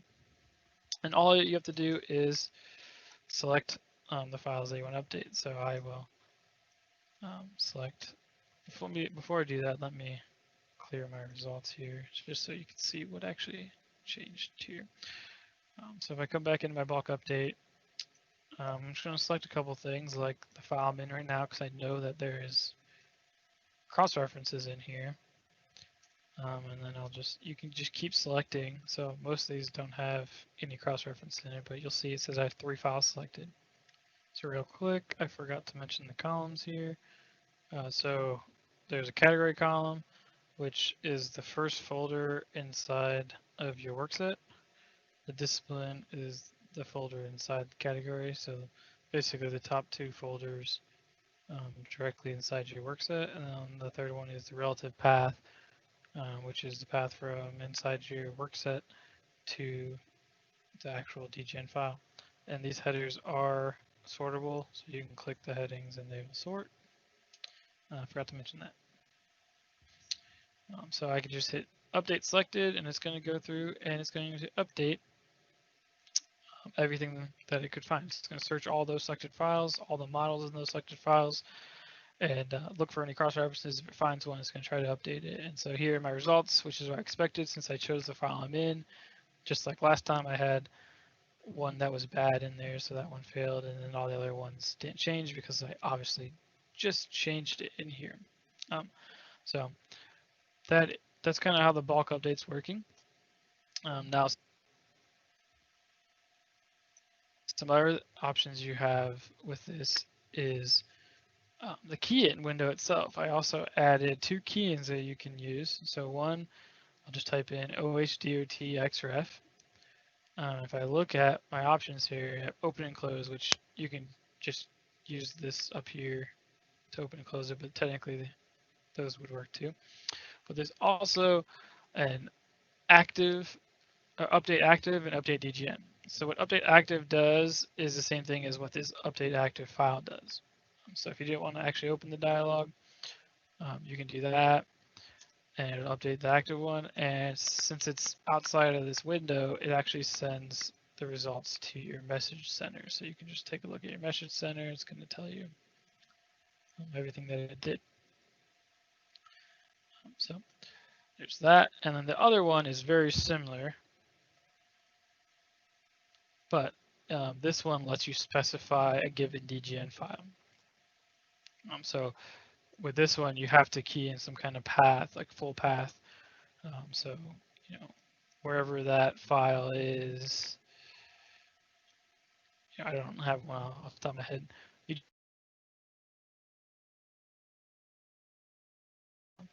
If you're inside project-wide,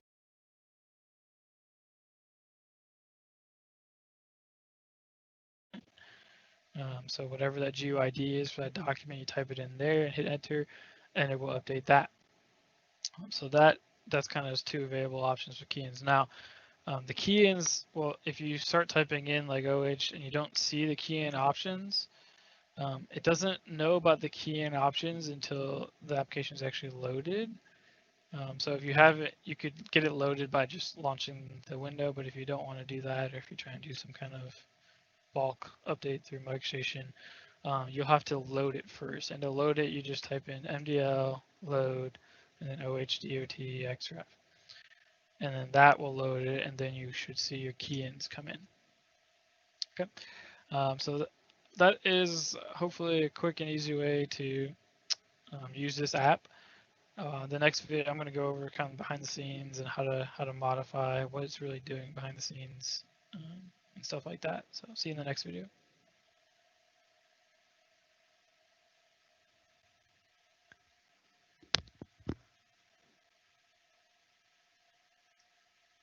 Okay, this video I'm going to go more behind the scenes so you guys can kind of see how this application is working, and then if you guys do need to modify or something, since this application doesn't have modify mode, kind of how easy it is to do something like that.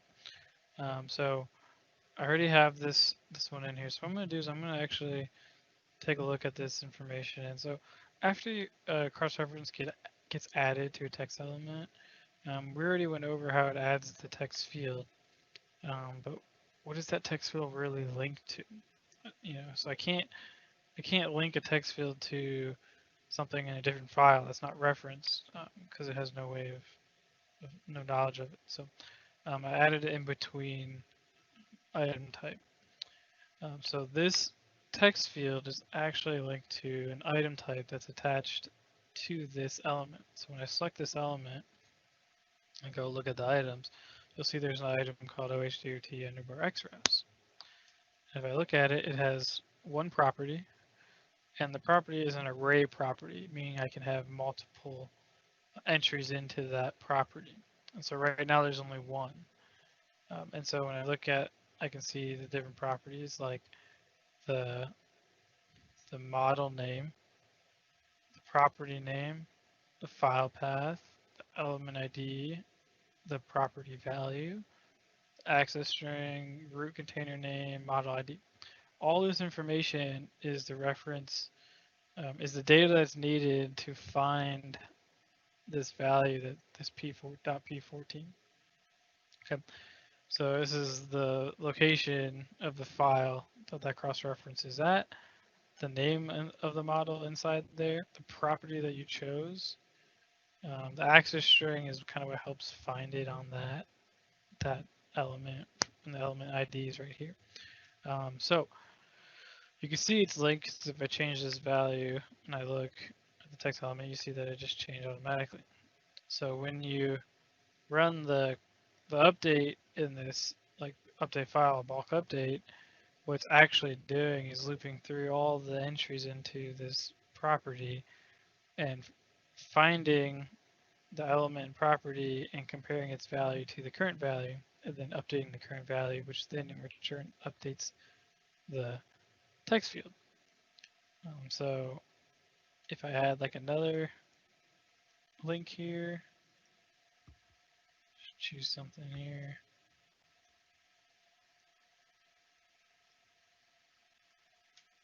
So now with the second link in, if I go and take a look at the properties, we now see that there are two entries. And this one is being affected. So So one thing to be careful here is to not ever remove an entry. So if I come in here and I remove this entry, yeah, I got kind of lucky here because it shifted down, but sometimes when you delete it, you'll lose this reference because it was pointed to a value that doesn't exist anymore. So just be conscious of that. I really would just recommend you just don't delete anything. Just leave it there. That way you don't mess any other of the references up.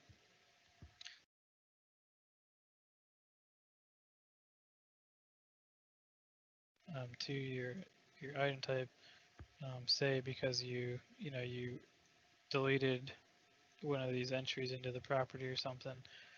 It's really easy to kind of reassign those. So if you double click on it, first thing, if you double click on that field, it'll open up your fields editor. And so this is if it still has association to the element. If it doesn't, it'll say, hey, don't know where this is supposed to go to. But I can easily come in here and select any of these properties. So if I select that one, you'll see there's the preview and I hit OK, then it's assigned to that property. But if for some reason it lost that, you can hit reassign field. And I think because I'm already assigned to that, it's not going to let me reassign to the same element. But you would get this dialog after you click that element, and then you could pick the property value for the given entry that you want to assign it to. So same goes for if I just wanted to say, if I need to add one back, say I deleted one, say I deleted this 13. Since it's there in the data, I can easily get that back by doing adding a field, clicking on my property, and then going to the given property that I want, which is just this one, and I get it right back. So if for some reason you accidentally remove it from the text string, that's kind of how you can add it back pretty simply. So that's the one side of kind of how it's retaining that cross-reference information. Now the other side is when you set up this new link, is this property is how does this get populated? How did it know to only select this? Okay, so that is actually being done by configuration variable. So if I open up my documentation for this, if you look at the bookmarks, there's a configuration options section. And so there's two items here.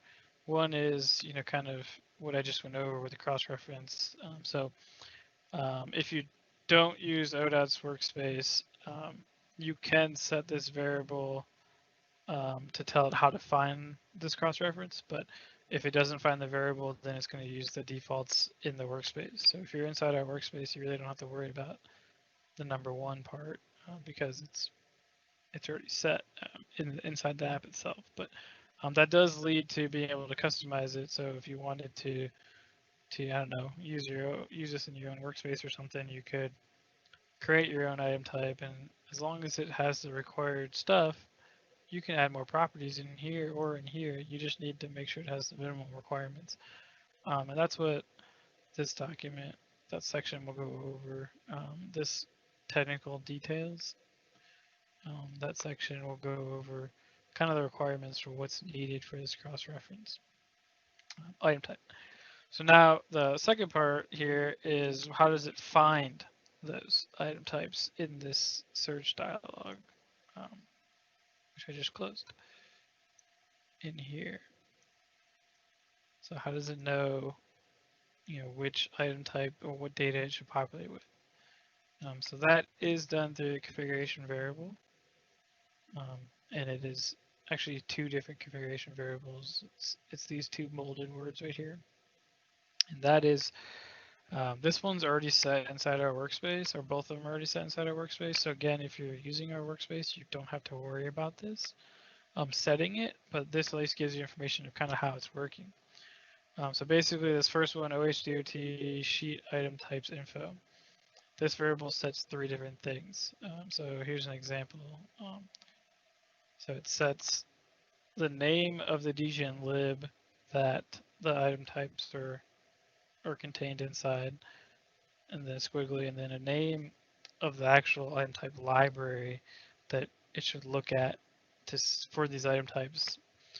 And then the third problem is actually used in different apps, so we're actually not using that. That's like a master item type that contains all the properties. That kind of is setting up, you know,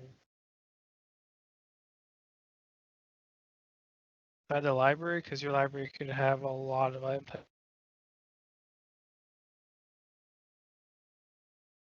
It says OHROW sheet manager keyword.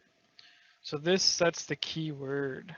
So just right here is it's set to OHROW sheet. So basically what that means is any item type that contains this keyword inside this item type library will be included in the search for how this gets populated. If there's an element inside this model that has any of those item types assigned to it, it will then get included into this instance. So then for that given instance or given element, all of the item types that met that criteria will be listed here. So if you had 2 item types that met the criteria, you could see 2 item types here. And then you can expand it down and you can see all the properties. So that's kind of behind the scenes of how it's working. Hopefully that made sense. If not, and you guys are trying to do something with it, let me know, I can help out. But it's pretty much only going to search for sheet item types that have sheets assigned. Okay, so I apologize if the sound was a little low on that. If you guys couldn't hear or was had a hard time hearing, I encourage you to go to the wiki page and you can watch some videos. But hopefully everyone saw what it was trying to do. It really just adds the ability to select more than just sheet number. You can select any of those title sheet properties. That is, I don't think there's any questions on that. What's next on the agenda? Let's see here. Recent updates. So I think that was me and Matt. So I'm gonna go over the first couple pages and get over to Matt. So it's been a couple months since we last met. So I wanted to kind of go over some updates that we've made to our standards, make sure everyone's aware of it. One of the biggest ones, I think it's one of the biggest ones, but a lot of questions have come in about level display across sheets when you're cutting and using name boundaries. And there is this variable that we have now set in our workspace. It's the MS underbar level do not override design levels in sheet. It's kind of a long one, but this allows for controlling the level display of the levels on and off in the drawing and sheet models from the 3D model.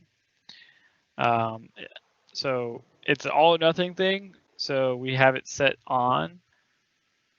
So if you don't like that, you'll have to go into your given work set config file and set it to 0, so that it would basically be turned off then.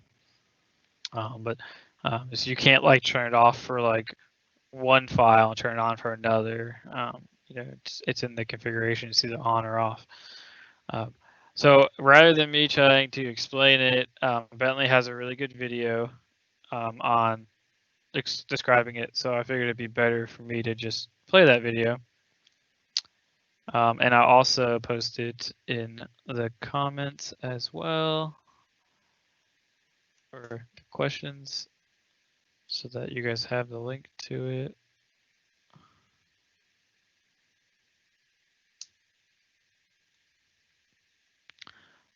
So there's a link to it. If I'm slide it over here, I'll just quickly play it. Because I think it does a really good job of showing what the variable does. Oh, come on. There he goes. Okay.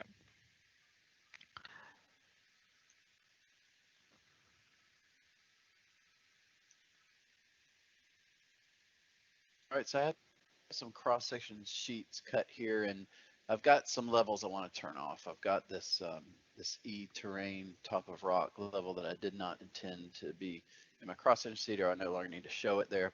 So to turn it off, I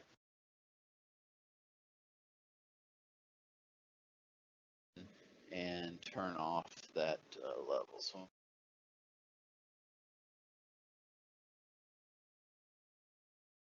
me to go to every reference in every sheet and do that. And likewise, if I wanted to turn that off in the drawing model, since the drawing model is a saved view here, I actually have to turn it off in the saved view first. So I go to saved views, I turn it off here, click on the model over here in the properties, and go to top of rock and turn that off. Once I have it off in the save view, it's just a matter of going to the reference, right click, and update from save view. So again, that's a very manual process. What some users want to happen is just turn that level off in the 3D model and have that change reflected to the sheets. And there is a way to do that by changing a configuration variable. So I'm going to go out to my work set, and I'm going to add a configuration variable in this work set here that I'm using. So I'm going to go down, I have it already at the bottom. The variable is MS level, do not override design levels in sheet. And so I'm going to define that, save, and I'm going to relaunch OpenRoads, and I'll come back to the video after I get it relaunched. Okay, so we've reloaded OpenRoads, and you can see the variable that we set there, MS level, do not override design levels in sheet, is set. It's set at the work set level. And just a description over here, it says controls overriding of the design model level properties in the sheet and drawing model. So what I'd expect is to change my design model display and have that reflected in the sheet and drawing models. So we'll say okay on that, and then we will go ahead and cut a new set of cross-section sheets just to show the difference in behavior there. So I'm going to cut just a little bit further on down the alignment here.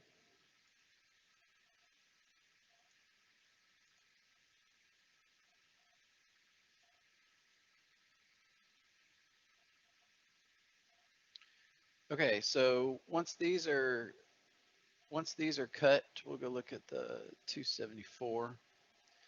We can see I have that level again that I do not want to display. So this time I'm just going to switch over to the model, the 3D model. So we'll switch to 3D model, and I'm going to turn off the level for that E terrain top of rock. And the trick, I think, is I need to make sure that is a global display turn off. So I'm going to turn that off on the global display so it's off everywhere. Once it's off everywhere, I can go straight back to my sheets. And I can see that that level has been turned off. That top of rock is not there in yellow. And if I look at my models that were created there, it's not there either. So that new configuration variable will allow you to control the display in your sheets and drawing models by controlling the display in the 3D model.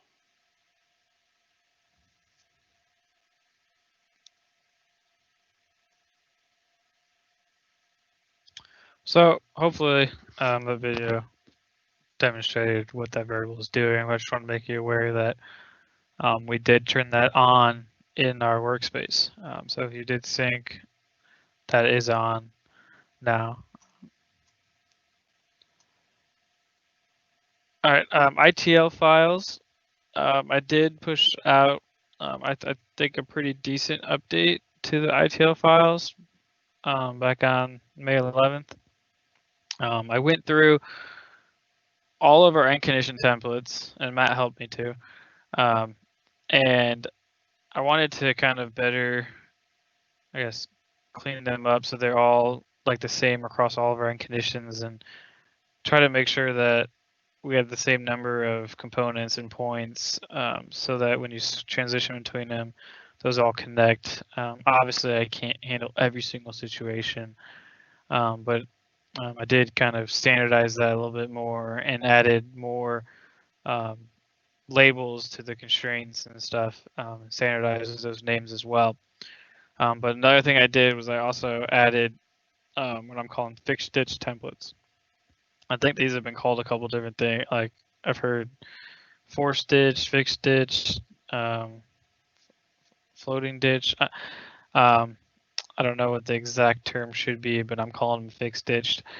And what these are, they kind of help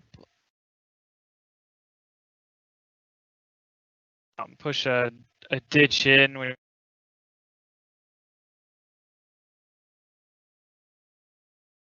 it'll be above the existing terrain, so it'll never hit anything.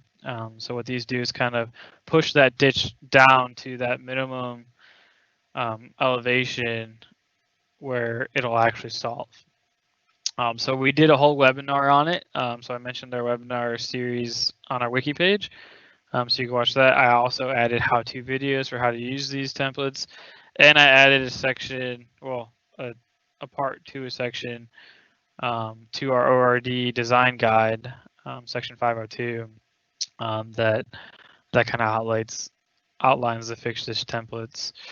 Another thing that was added to the ITL file was another component for chemically stabilized surface area.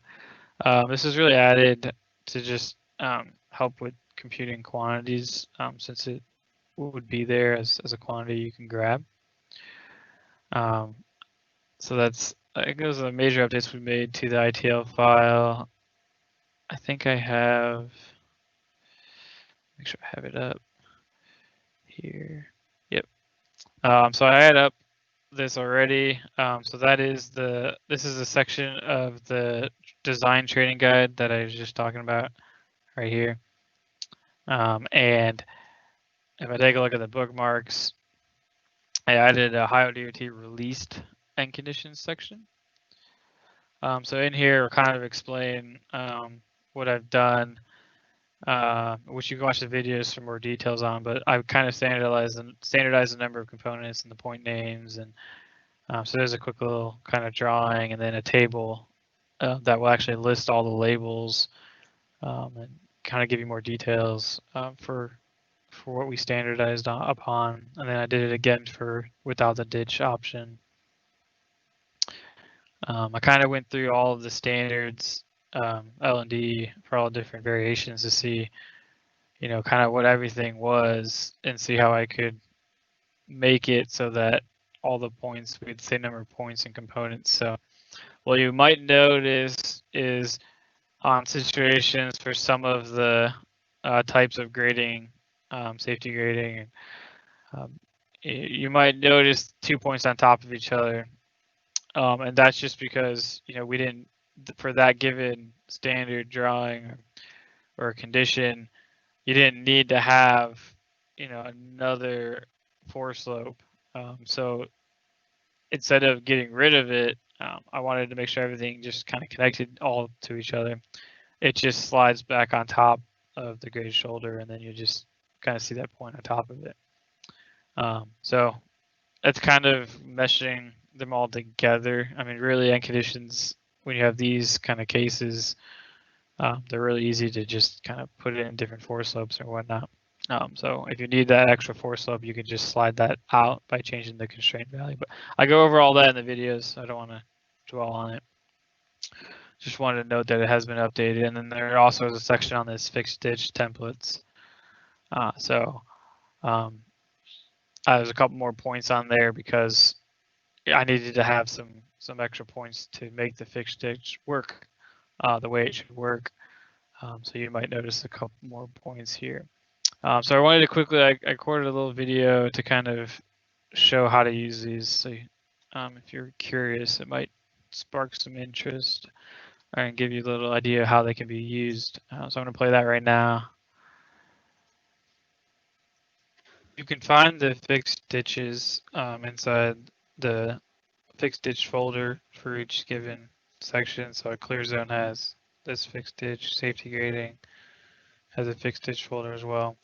And what these do is that they kind of help you get an initial ditch profile when you have like a fill condition where normally your ditch won't solve. So what I'm saying is, if I go here and test this, is normally if you draw an end condition, once your existing gets lower, your end condition just fails to solve. What these ones do is it starts floating the ditch downwards so that you can actually figure out what that minimum elevation has to be for your ditch. So I have a whole video series on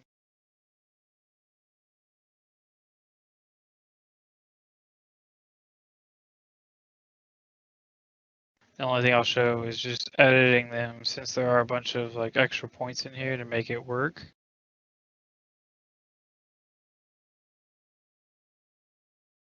You want to make sure you go into active template and change the label value.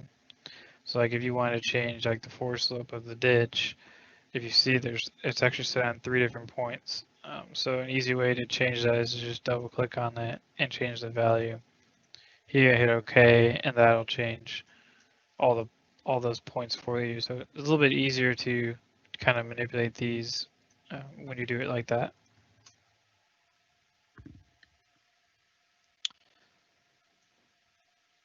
So those were kind of a quick video on the fixed ditches.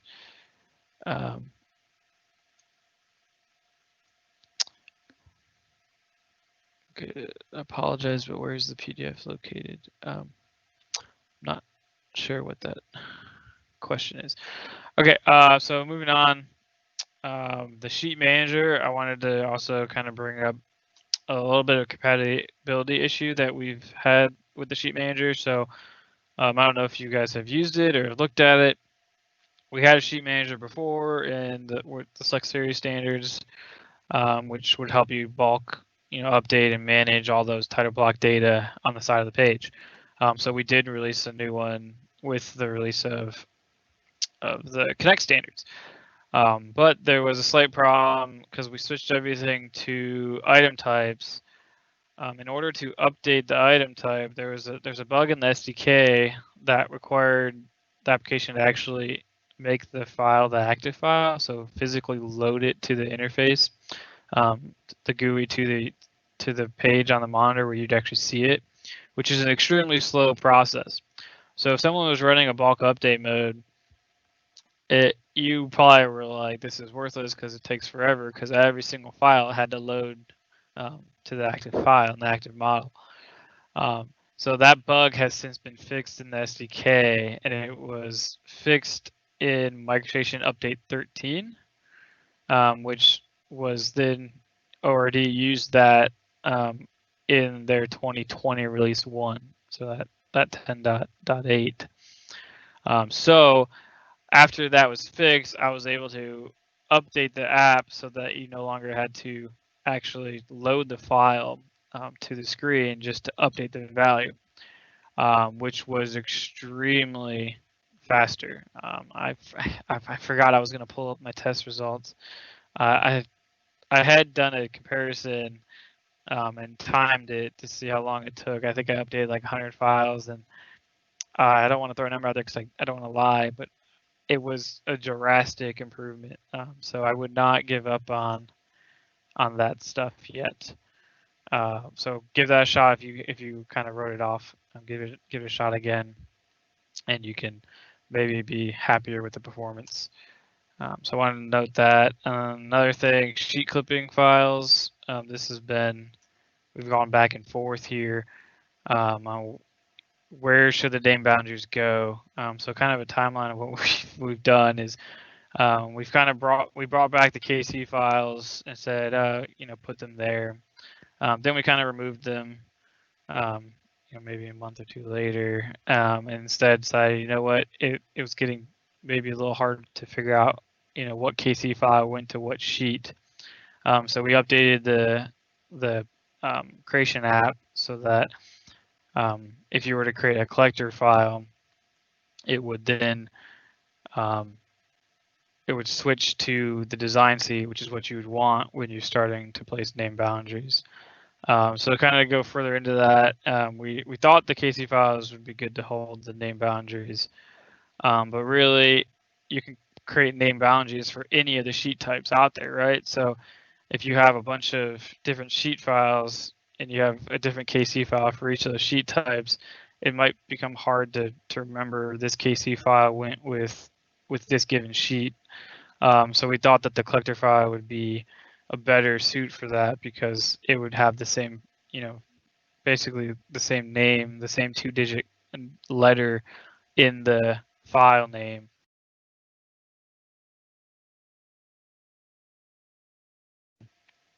So you could put your name boundaries in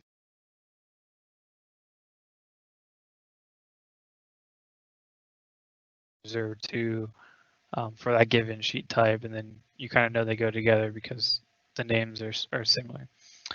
By all means, you don't have to separate out the name boundaries. You could just create a model create a design model in your given sheet file and do your name boundaries there as well.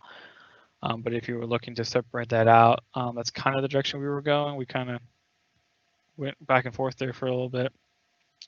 So we welcome comments on that if you guys don't like that or maybe have a better approach. I think we did talk to a couple consultants about this. But the app was updated that when you create the design file, that if you type in the 000 or 100, any of those series of collector names, that the seed file automatically switches to the 2D design seed. But that only works for sheet file types. So that was the sheet clipping files. That's something I wanted to mention that with the update. I think from there I was gonna switch it over to Matt and let him finish up.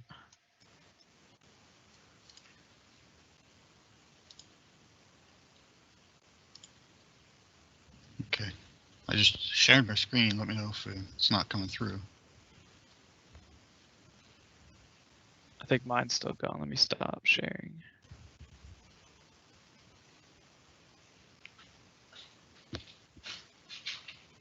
You might have to do that again, Matt.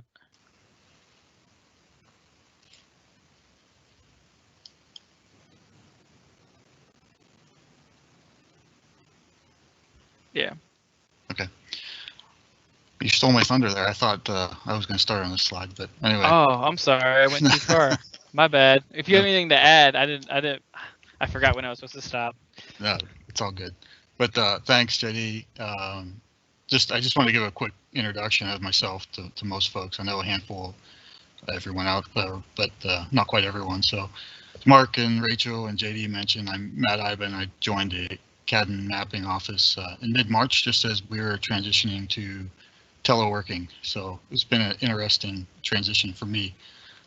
Prior to joining ODOT, though, I spent about 22 years with consultants delivering projects as a drafter, a designer, CAD, automation / technology leader.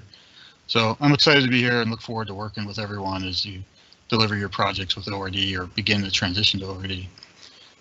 My contact information should be on the CAD website, so if there's any questions, feel free to reach out.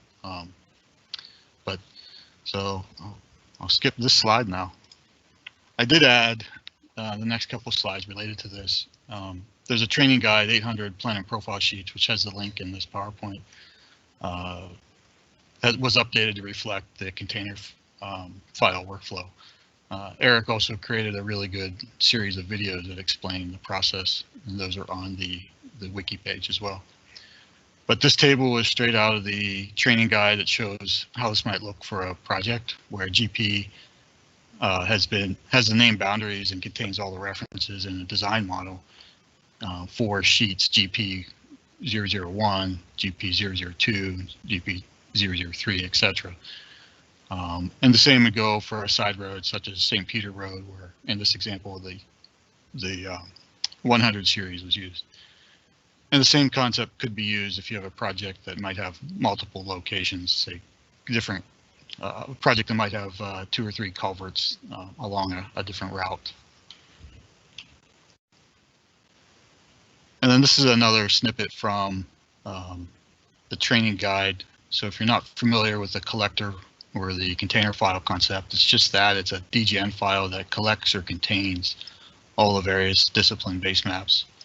The container file is then attached to the drawing model using live nesting.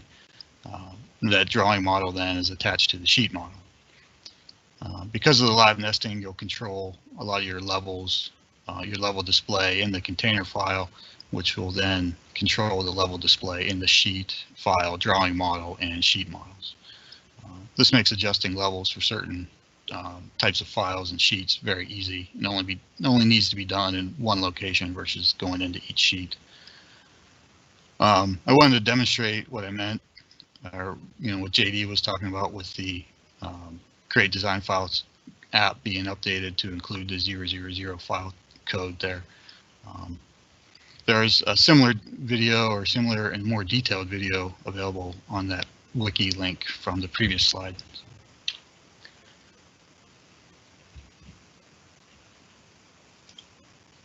Oops.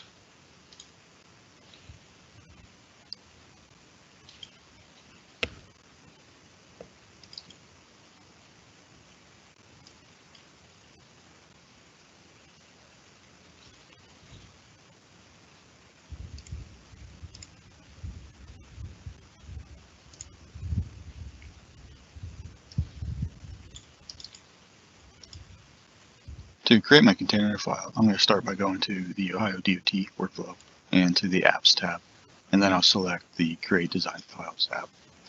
And once this opens, you can filter this however you like, whether it be by discipline or by sheet type.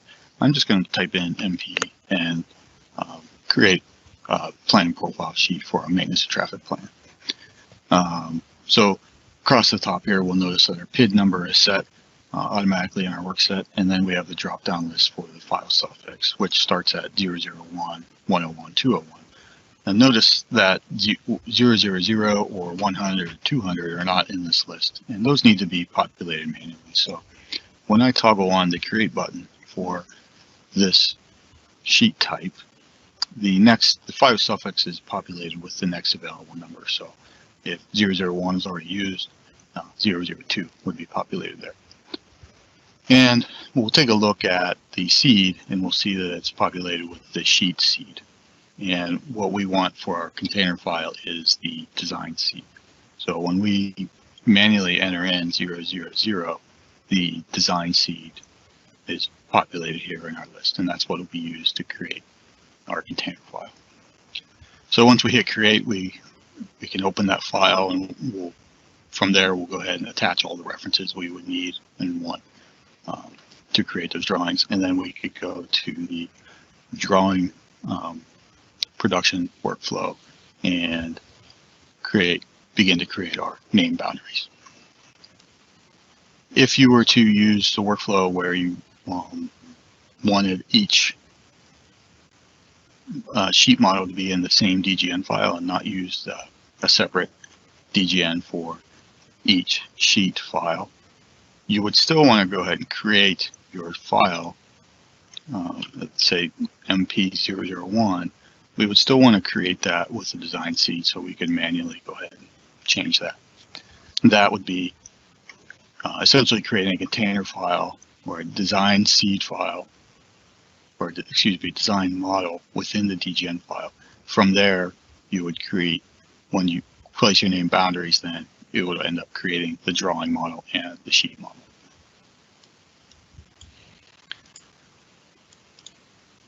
So if you have any questions or comments on that workflow, please let us know. As JD mentioned, we're kind of going back and forth on how that should go. So moving on, we've also removed the north arrow from the north arrow area from the title block. When ORD cuts sheets, we have the plan annotation group set up to place the north arrow, but ORD only has the options to place a cell at a distance percentage along the alignment or offset percentage from the alignment. So essentially it only allows us to place it within the name boundary area. There's really no way currently to define a location within the title block. it was previously suggested to manually move the north arrow into the title block, but if that sheet was re-annotated, the north arrow was placed back at the original location, and you would have to move it again. So this change also eliminates the question of what to do with the north arrow if you have a plan sheet with the second or the bottom plan view. So if you do need to move the north arrow because it interferes with plan line work or other annotation, I think our only preference is that the north arrow be placed toward the upper right area of the sheet or the plan view that it's associated with. So, so if someone's looking at the plan, they're not looking all over to find the north arrow. We also included a few additions to the Ohio DOT workflow ribbon. A home tab was added, which just includes some of the standard attributes, primary, and selection groups. This could be helpful so you don't have to change workflows so often if you use a lot of those commands frequently. A links tab was also added, which has links to the CADD and mapping page, the Ohio DOT Bentley community site, our YouTube channel, the CADD manual, and other frequently used sites. Another important link to point out is the CADD services support request. Mark mentioned this earlier. If you haven't used this before, it's a really easy way to submit a question or comment or to request support from our office. It generates an email that's sent to pretty much everyone that's presenting today. This will help us be able to respond more effectively versus reaching out to us individually. The same links can also be found in the links section within Explorer.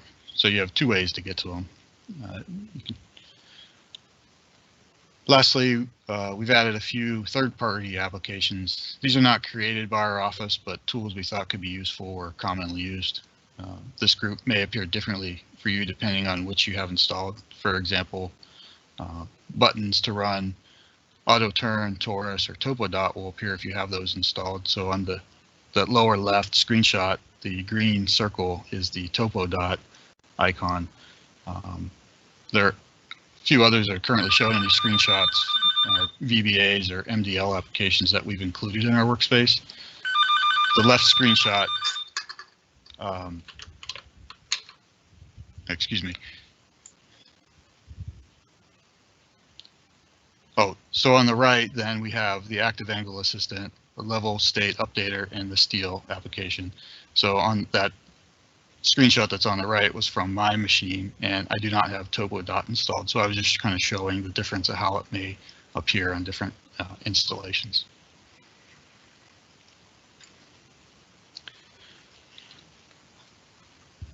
ORD 2020 Release 1 added the ability to define vertical curve annotation with dimension lines. Prior releases defined the vertical curve annotation as part of a profile linear feature annotation. So in 2020 Release 1, these new annotations are defined as part of the profile drawing model annotation. So the upper screenshot shows an example of the Ohio DOT standards configuration as of May 1st. If you end up with duplicate vertical curve annotation like the lower screenshot, you'll need to take steps to clean that up. And there's a video that shows the process, and I'll go ahead and play that here in a second. So if your alignments were created after the May 1st update, you really shouldn't have any issue. But if you do see duplicate annotations like shown here, go ahead and take these steps to correct that.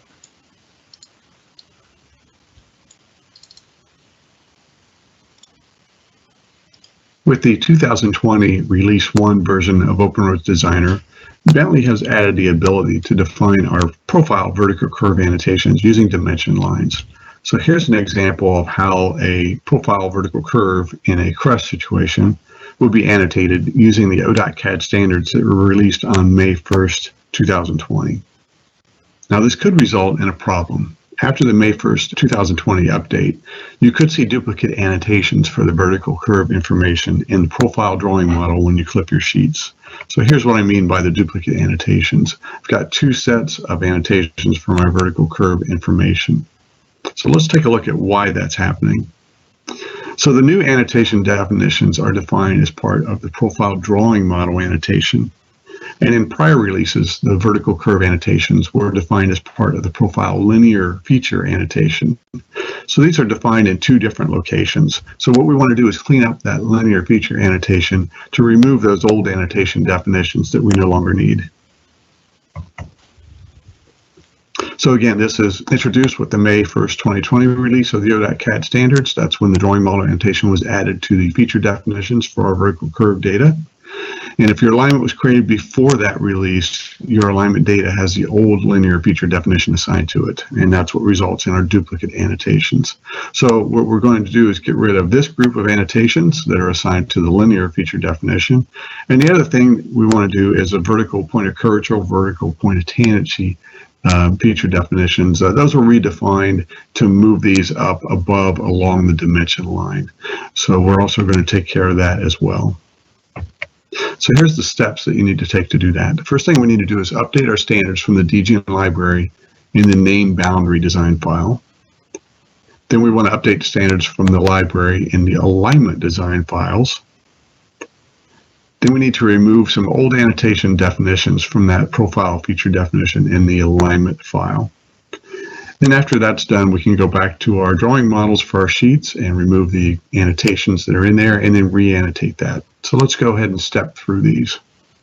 So I have a sheet design file and I can see the duplicate annotations that were generated. And one way I could clean those up is just go over to the drawing model for my profile and just physically delete these. And that's perfectly acceptable, and then move these where I want them. If you do that though, if you ever have to re-annotate the model, you're going to get all the default annotations placed back where they started from. So the better way to handle this is to clean this up. So I'm going to go and open my collector file that has my name boundaries. So I have a GP000 design file. It's got my references for my sheets and my name boundaries for my plan and profile. So in this design file, the only thing I need to do is just update the standards from the library to make sure they're in sync. So what I'll do in my Explorer dialog under the OpenRoads standards group, expand the standards and then click on my active file. These are the standards that are copied into the active file as part of the design process. I'm going to right click and choose update standards from DGN Live. So it just goes out and reads the standards from the ODOT standards and makes sure the copy of those standards are in sync. Once I've done that, I'll just save the file and save settings. Next, I want to open the file that has my alignment. That's my BK001 design file. And I have a couple steps to do in this file.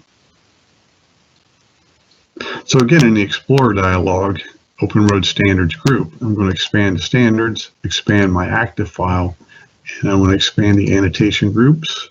Looking at the profile, the linear definitions. So this is the feature that controls the annotation as it was defined prior to the 2020 release. And this has some old annotation definitions that we no longer need. So there's two things to do here.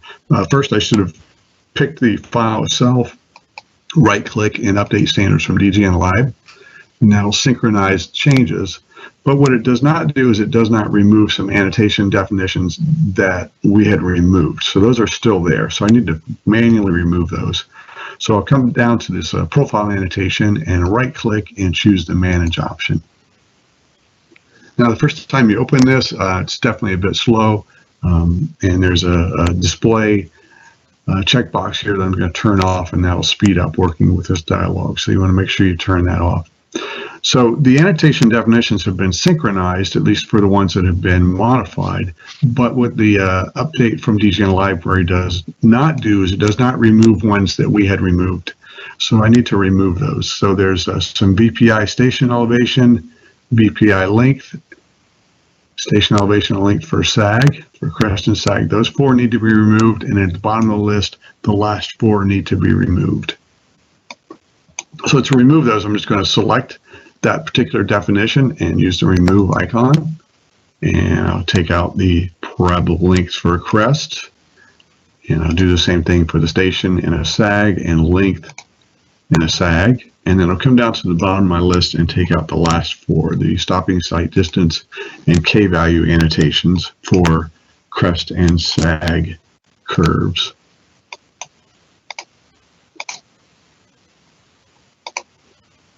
So that's what we're looking for with those removed. So I'll go ahead and close the Manage Annotations, and I'll save the file, save settings. And just to review that, here's a screen capture of those annotations that I removed. So once those are removed, I'm going to go back to my sheet design file and re-annotate my drawing model. So I'll go ahead and open my sheet design file, change to the drawing model for my profile view.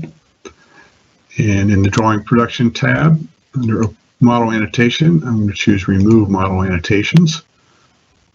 And I'll go ahead and click to remove those annotations. And now I want to re-annotate the model. So I'll pick the annotate model command and go ahead and annotate this. So you should now see only the new annotations as they're defined using that drawing model annotation definition. Now in this particular example, I had used a new option in OpenRoads to clip my sheets into separate files. So I would need to go through and open each file and go ahead and re-annotate the profile model for each of my sheets. If you have any questions or problems clearing this up, just let the CAD group know. We'd be happy to help you.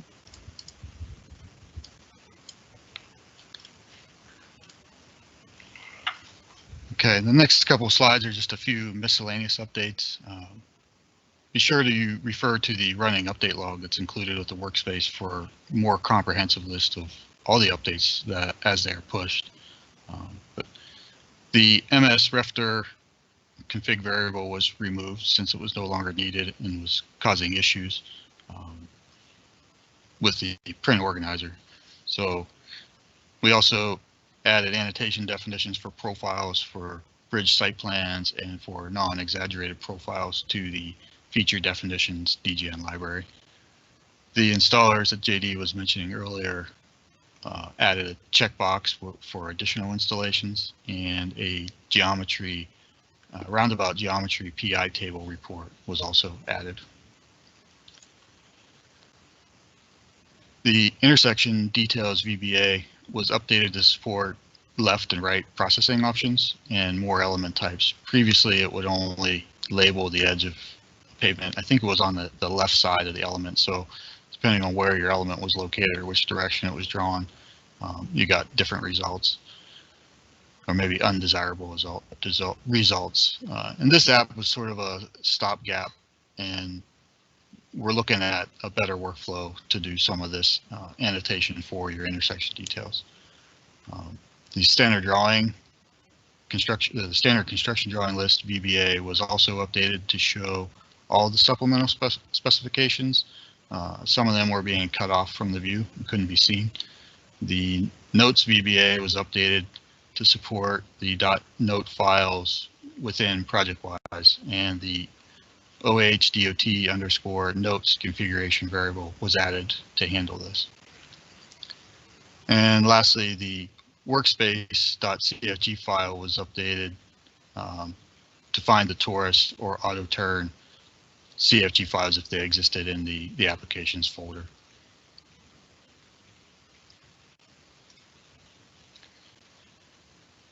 And ORD 2020 release 1 also added the ability to annotate match lines. So the text and dimension style DGN library was updated for this. If you had cut your sheets prior to this, you can update the standards from your DGN library. It's a similar process to what we just showed. But I also going to play a video here in a second, and it'll show how to remove the annotations and re-annotate it so your match lines will be drawn.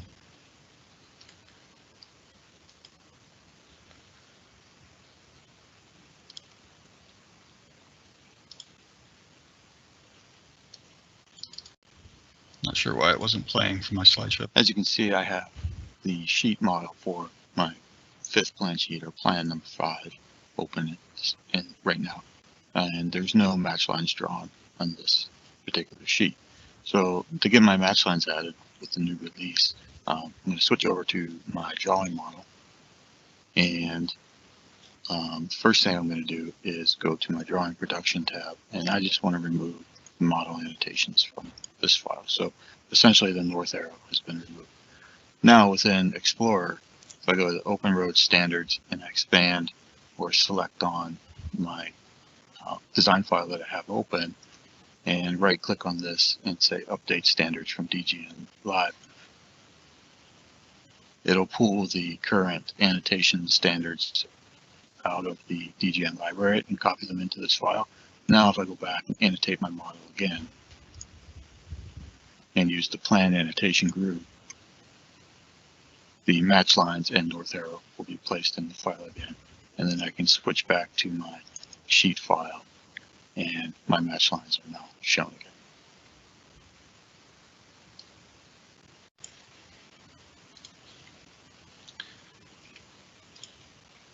again. Okay, so that was all I had. I'm going to hand it back over to JD to talk about his upvoting of his ideas here. You can keep your slide up. Okay. I'm going to post the links into the. I brought it up last time. I was just going to promote that you guys upvote some ideas. And I also wanted to say, if you guys have submitted your own ideas, let us know. So these are.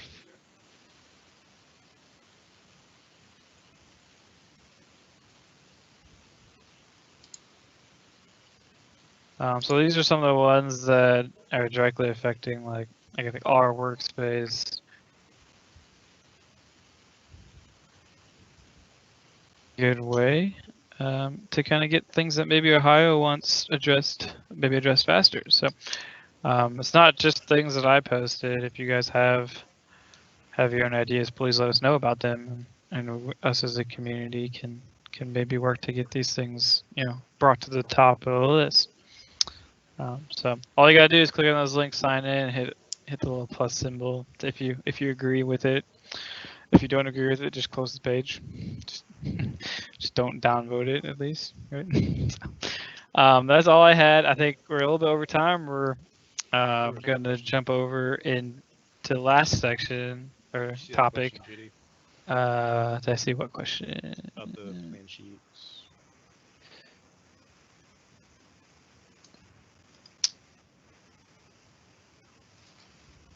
When using the plan annotation to add match line annotation, does it include the sheet numbers from the sheet manager, model name, or any other data? No. It does not include that data as of right now. There are ways to somewhat automate some of those things, but we haven't set anything up.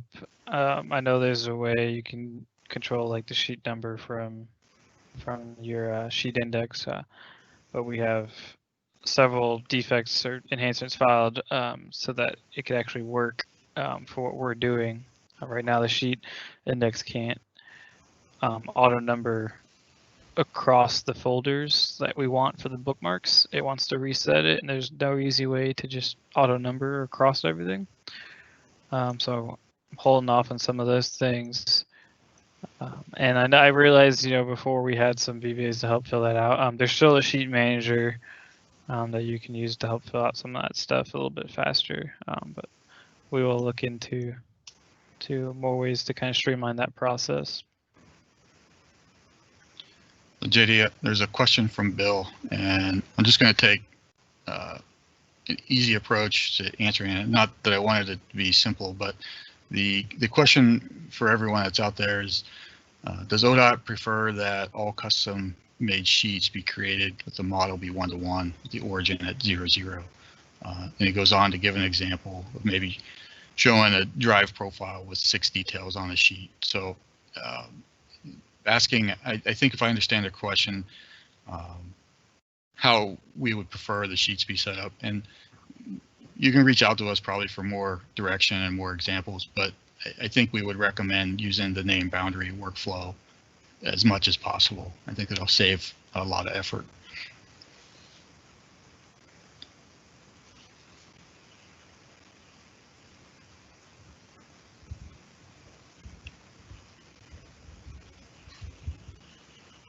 Okay, this is Eric. JD, is that all you've got? Am I up? I think so. I was typing away some comments, some questions. Okay. Yeah. So yeah, Eric, the last session or last topic, on And I cross-section assume you can quantities see and my- undercut. Sorry, I assume you can see my screen okay? I can see it. All right, so I'm Eric Thomas, working as a consultant with CADD and mapping, and what I've got is a couple of topics that I want to cover here.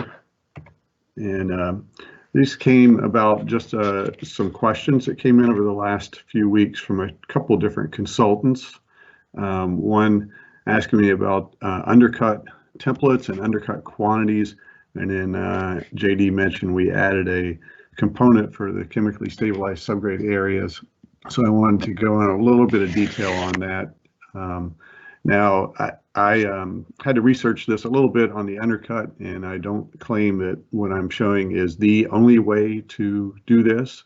For that matter, it may not even be the best way. So this is what I came up with. I know the consultant that I was talking to used a little different approach in his templates than what I'm going to show. So getting into this a bit, both the mesh and the terrain feature definitions include a volume definition option. So for our template components, those are meshes. So those mesh elements do have an earthwork volume option, and same with terrain models themselves. The terrain models also have an earthwork volume option. So if we take a look at those options, here's what's available for the mesh elements. And there's actually 9 different volume options that the software provides. And for the terrain model elements, there are 5 different options. So those 2 screen captures are just showing the feature definition, how ODOT has them defined in the standards, and then the options there that are available for each of those 2. Now these total of 9 different definitions, there's a Bentley Communities post that explains each of those 9 definitions. And what I did was just copy in that information into this PowerPoint, and I'll just summarize each of those briefly for your future reference. And you can see that community post as well. So the first one is none, and that would just be this, if that's assigned to a mesh or terrain, it's just going to ignore that when it's computing earthworks. So things like components that might be used on a bridge, since there's nothing under there, those components would be set with their feature definition defined as a none for its earthwork volume computation. Then there's an option for design, and in ODOT's feature definitions, things like the pavement layers, those are set as design items. So when I'm computing, it's going to take a look at all the items that are defined as design and find the lowest one and use that as its to define the area that it's going to compare against existing ground. Then there's existing, and that would typically be assigned to our terrain model, and that's what it's going to compare against the design items to get our basic cut and fill areas. So to date, that's kind of as deep as we went in ODOT's things as far as the definitions, until we started looking at a little bit more of this. So there's also a substrata item, and this one's currently not defined in any of ODOT's features. That would be more of a geotechnical item that could be assigned to a terrain model or a mesh. So something that would be used would be for something like a rock cut area. If you had a separate terrain model that defines the top of a rock cut, that could be defined as a substrata earthwork type. So we're currently not using that in any of the ODOT stuff. Now there's an item for cut, and there's another one on the next slide for fill. And these aren't really assigned to the meshes elements that go in your template or to the terrain models. These are used when you use the OpenRoads function to do the cut and fill volumes, and it will assign a feature definition to those prismoidal volumes as either cut or fill. So these aren't really something you will manually define yourself, or something that ODOT has added to the components that are in your template. And I'll show you that when we get into a video here doing some prismoidal volumes, where you pick those particular feature definitions for cut and for fill. Then there's an unsuitable item, and this is one that we're going to use for the undercut. So it's defining areas that, like a muck area or swamp, something that's going to be removed. And it's basically, it's going to take that out, and it's basically modifying that as being the existing ground when it's comparing that for cut and fill. And that area can be split into two different pieces, a remove only and remove and replace. So I've got some examples of that. There's a custom option. I have not investigated that, and there's nothing in ODOT standards that's defined with an earthwork item of custom. And then the last one is a subgrade item. And the way I interpret this from Bentley is this was here for backwards compatibility with some older things from inroads, and it's no longer used. So it's just there for backwards compatibility with older data. So then looking at what ODOT had provided in the past, back in the Geopack days, there was an Undercut criteria file, and there's an example there of what it did. It was going to draw the bottom of the Undercut, and it did some cross hatching for that area. And then you also had an area above here that was going to be removed and then not replaced. And this area down here will be removed and replaced with a suitable material. So we're going to do something similar to this using a component in our template. A couple of differences is we're just going to come straight up on the side. When I talked to Brian Logston in Geotechnical, he said from a computational standpoint, he would typically just take that straight up. So we're not going to put this in at an angle on the side. There are ways that could be done. It would be using a different method than what I'm going to show. But since Brian said that is not typical, I'm not going to show that in today's presentation. The other thing that we cannot do is crosshatch an area currently. And I am aware of a change request that one of the consultants working on an ODOT project put in with Bentley to allow hatching areas. So we'll see if that's something that Bentley will incorporate in the future. So that's just the older Geopack criteria, and we're going to do something similar to that using our template. So a couple of changes that were made to facilitate this. So we've added levels, element templates, and feature definitions for the template points for Undercut, and that's going to be used to create these 3D line strings. And then I added Undercut to the template library point list itself. This hasn't been pushed out yet. It's just something that has been done recently, and with the next update to the standards, this will be included in that. So here's the first video, just defining the Undercut in the template. And you know what? I don't know if I turned on the option to share the sound, so I may have to restart this. So JD, let me know if you're getting any audio when I start the video.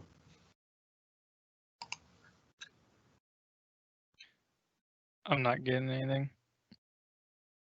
What's that? I'm not getting anything. Okay. Audio. Yeah. So just to hit stop share, and then before you hit share again, check on the include system audio checkbox. I forgot to turn that on, so I'll stop sharing and I'll reshare. Oops.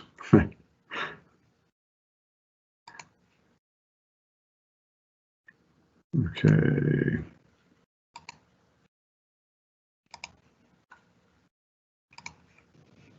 All right, this should have the audio, so let's restart that. Let's take a look at defining the Undercut component. So what I've got is just a basic 2-lane template with some side slopes, and I'm going to define Undercut for the entire portion of this. But I do want to mention that if you do have some intersections and you're going to maybe drop off the shoulder using these seek points, you'll want to define the shoulder undercut areas as separate components, so you can add those to the display rules to drop those off. But for this example, I'm just going to define the whole thing. So before I start drawing my undercut, I'm going to take a look at tools and pick the dynamic settings option. And what I want to do is set a default point name. So from the list of point names, if I scroll down, you'll see we added an undercut point name.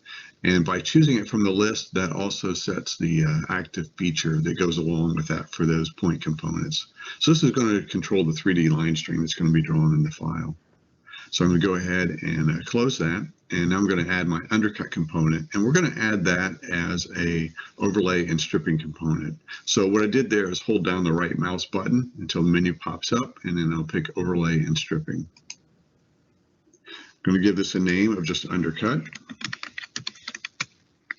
And a feature definition for this, from our subgrade category, I'll choose the modeling proposed undercut feature. And this has a couple different options. I can define the top to either follow the existing ground surface or my terrain, to follow the component I'm drawing, or follow whichever is the highest. I'm going to use the follow surface option. And for the bottom, I can tell it surface, component, the highest or lowest. So I'm going to follow the component that I'm drawing, and we give it a component depth value of the foot. Now that is going to be whatever you're using for your undercut depth. So maybe it's a foot, foot and a half, whatever that is. I can add a label for this if I want. If it's going to vary in depth for different station limits, I can use the label with a parametric constraint. So I'll use maybe a label of undercut depth. Okay, so then I'm defining the surface it's going to follow. I'm going to follow whatever's active, or I could pick a surface that's in the current design file. I'll just use the active surface, and my surface depth is 0. So to define this, I'm going to start by just putting a point somewhere on the left, and then I'll come back and redefine the parameters of this point. So I'll just give a starting point on the left, and then I'm going to trace the bottom of my lower level. So I don't need all these points for the steps. What I need is just the key points that are going to define slopes. So I need this center break point on a shoulder if I have super elevation, my edge of pavement, of course my PGL location, again the other edge of pavement and the shoulder break, and then I'll just come out and put an ending point, then I'll right click and choose finish. So it's going to go ahead and show that at my default depth. And now I need to zoom in and let's define these points. So I'll double click on the left undercut point, and I'm going to define it horizontally from my outermost step, minus 1.5. We'll apply that. And for the slope, I'm going to define that from my outermost step point, and I'm going to use this equals value. I'm going to tell it equals the slope between that outermost step and the shoulder break. So in any super elevation transition, I'm just going to follow that slope. So I'll go ahead and apply that, and my point's defined. Let's do the same thing on the other side. So I'll edit this right undercut point. Slope-wise, we're going to slope from the outermost point equal to the slope defined between my shoulder break and my step, and horizontal from the step, the value of 1.5. We'll apply that, and that defines our undercut. So let's take a look at how that's going to behave when we process. I'm going to use the test button to do that. So the test button allows me to, over here in the center roughly on the right side, use this draw function, which is going to simulate the location of existing ground in relation to my profile. So if I'm below ground, I can see it's taking out all the unsuitable material up to the template. If my proposed is above the existing ground, I can see it's only taking out between my lower limit and the existing ground. So the next thing we'll do is we'll go ahead and process a corridor and take a look at these components and how they're drawn in the corridor.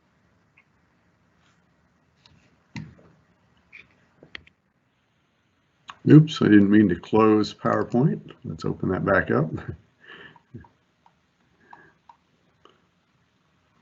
I gotta say this online format is a little disorienting, especially not being in front of anyone. Let's take a look.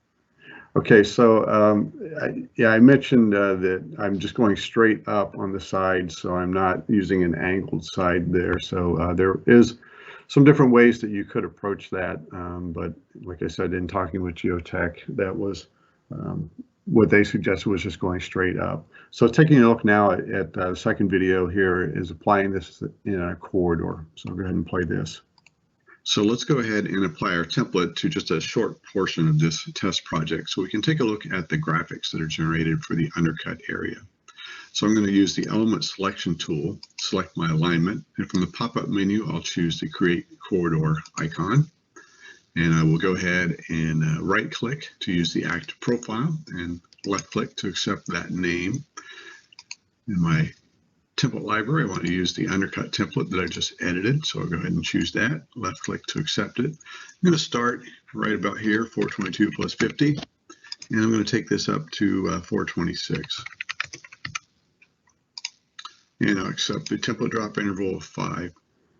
So the corridor is processed, and I can see the components that are generated as the 3D model is attached to my 2D plan view. Let's go ahead and take a look at the model in the cross-section mode. So I'm going to open this view window, use the dynamic cross-sections icon to choose my corridor, and then click in that view to look at the cross-section of my corridor. So starting here at 422 plus 50, I'm far enough above ground that I don't have any undercut. So my depth here is more than a foot. So I scroll forward in the sections, I'm going to see a little bit of undercut start to come in as that 1 foot depth starts to intersect my terrain. So here's a good section to look at 423. I can see I'm still above ground, but that 1 foot depth is coming in to cut out part of this. And the top traces existing ground, the bottom traces a foot below my lowest component. So as I continue to move forward and I get further into cut, let's come up, that's not a bad one to take a look at. Let me move forward just a little more. Let's look at this one. So again, it's going to go all the way up to intersect the existing ground, trace the surface, and then go a foot below and trace that out. So the next thing we want to do is take a look at how this undercut is computed when we run earthworks. So let's go ahead and apply our template to just a short portion. So the next thing I'm going to do is run the cut and fill area, and it's going to generate the prismoidal volumes. So let's go ahead and take a look at a video for that. So the next thing we want to do is compute the earthwork areas for our example. So I'm going to start by creating a new design file.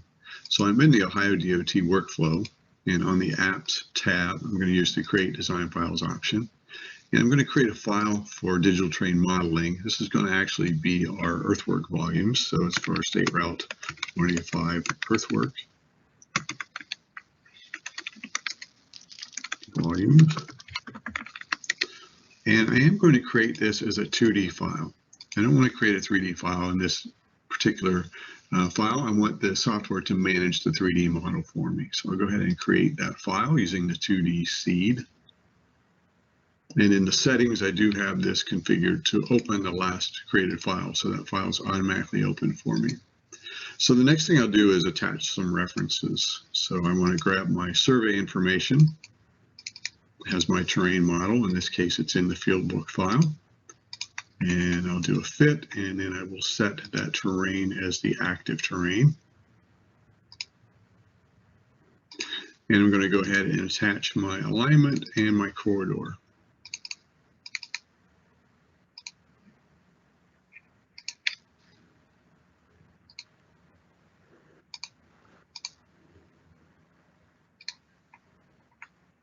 Okay. So let's go ahead and generate the prismoidal volumes for this. So on our OpenRoads modeling workflow, on the Home tab, we're going to go to Civil Analysis. And under Civil Analysis, we're going to use the Create Cut Fill Volumes command. So it's going to allow me to compute cut and fill areas, and optionally any unsuitable areas, any custom areas, and any substrata. I don't have any substrata defined. That would be something like a terrain model that represents a rock layer or something like that. So I'm going to go ahead and accept the default feature definition for cut and fill. And yes, I'm computing unsuitable, so I have that checked on. And no for the custom, no for the substrata, and then just a data point to accept that. Okay, so I can see it's generated some prismoidal volumes in my 3D model. So let's take a look at this. So I'm going to hold down the right mouse button and then View Control. I'm going to look at it in Plan, Profile, and 3D. So it'll open those three views for me, and it'll ask me to select OK to create the dynamic cross-section view. I'm going to create that by picking my corridor and then giving a data point in View 7. So looking at what we have in the 3D view, I'm seeing my referenced components from my corridor, and I'm also seeing these prismoidal volume areas for my cut, fill, and my unsuitable areas. So let's take a look at that in the cross-section context. So I'm going to scroll forward and get to one of the sections that has some unsuitable material removed. There's a good one to take a look at. So I can see this area down here is an unsuitable area being removed. So I move forward and I get into a section where my proposed is below the ground. Let's take a look at a couple different shapes that are generated here for this. So to do that, I'm going to turn off some levels. So I'll do Control E to bring up the level display, and to expand my list of files. For my corridor itself, I'm just going to right click and tell it don't display that reference. So those are all taking out of my pavement layers and everything. So let's take a look at the levels that are in this file for the cut, fill volumes in the unsuitable areas. So I'm going to start by just turning them off and then turn them back on to look at them one at a time. So here's an unsuitable remove and replace. So what this is the portion that's going to be cut out to the bottom, but filled back in with fill. So if I look at my fill volume, we'll see that that also includes that area. So that's a removal area for my unsuitable material, and then it's also included in fill as being filled back in. Now there's also a unsuitable remove only. If I turn that on, I can see that that is going to be the area that's removed down to the bottom of my pavement, but it's not being filled back in with any earthwork material. And then cut areas over here on the left, I have some cut, and over there on the right, my ditch. So that's the areas that are defined. And if you remember in our 3D model of our corridor, let me turn that back on, that undercut area is defined as one area going to the top. So it's been split based on the components that are found here and how they're defined. So let's take a look at the feature definition for this undercut and how that is being split. So what I'm going to do is just pin the Explore dialog and pin the Properties dialog. And if I expand my standards group, let's look at the libraries. And looking at the feature definitions, I'm going to come down to the mesh items, and in the subgrade items is where we'll find our undercut item. So here's the properties for that undercut item. So when it's computed, we have told it split is true, and then we've given two feature symbologies for the remove only and remove replace. So that's how that feature definition is defined and how those are generated when you run the prismoidal volumes. So the next step would be to run some in-area volumes and look at how those are reported. So the next thing So this is the last video here, and we're going to place some name boundaries and cut some sheets and then take a look at the quantities for this. Let's create a new design file to place our name boundaries, generate some cross-section sheets, and look at the quantities that are annotated on the sheets. So I'm going to go to the Ohio DOT workflow on the Apps tab and use the Create Design Files application. And I'm going to use a roadway category and filter by sheets. And if I scroll down, I can see cross-section sheets is listed here. And I'm going to use the 100 file number. And when I use the 100 file number, it's going to change it to design seed. So if I use 000, 100, 200, 300, it's going to assume I'm making a container file that will contain my references and my name boundaries, and it will change the design seed to, or the seed file to the design seed. If I want to, I can give this a comment, so I'll give it a state route 185 cross sections. Let's actually say cross section container file, and I'll go ahead and create that file. And when it's done creating my settings, I have open last created file, so it's going to open that file for me. So I'm going to go ahead and attach my references for my survey and my alignment and corridor model.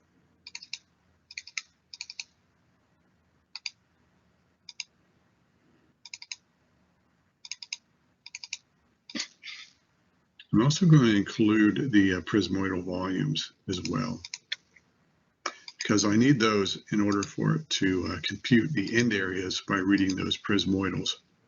So with those attached, I'll zoom in a bit here on my area that I'm working with. I'll set my terrain as active. And I'm going to go ahead and open the 3D view. Okay, so let's go ahead and place some name boundaries. So I'll go back to the OpenRoads modeling workflow. And under drawing production, we're going to use the name boundary tool. I'm using the civil cross sections icon. We're going to do the 5 scale cross sections. I will click in start location, pick my alignment. So we're going to start at 422 plus 0, 0. And we'll take it to 426. And I'm going to go ahead and change the interval to every 50 feet. So I'll go ahead and place my name boundaries. And the next thing I want to do is compute the end areas for that. So in the Home tab, under the Civil Analysis, we're going to use the End Area Volume Report.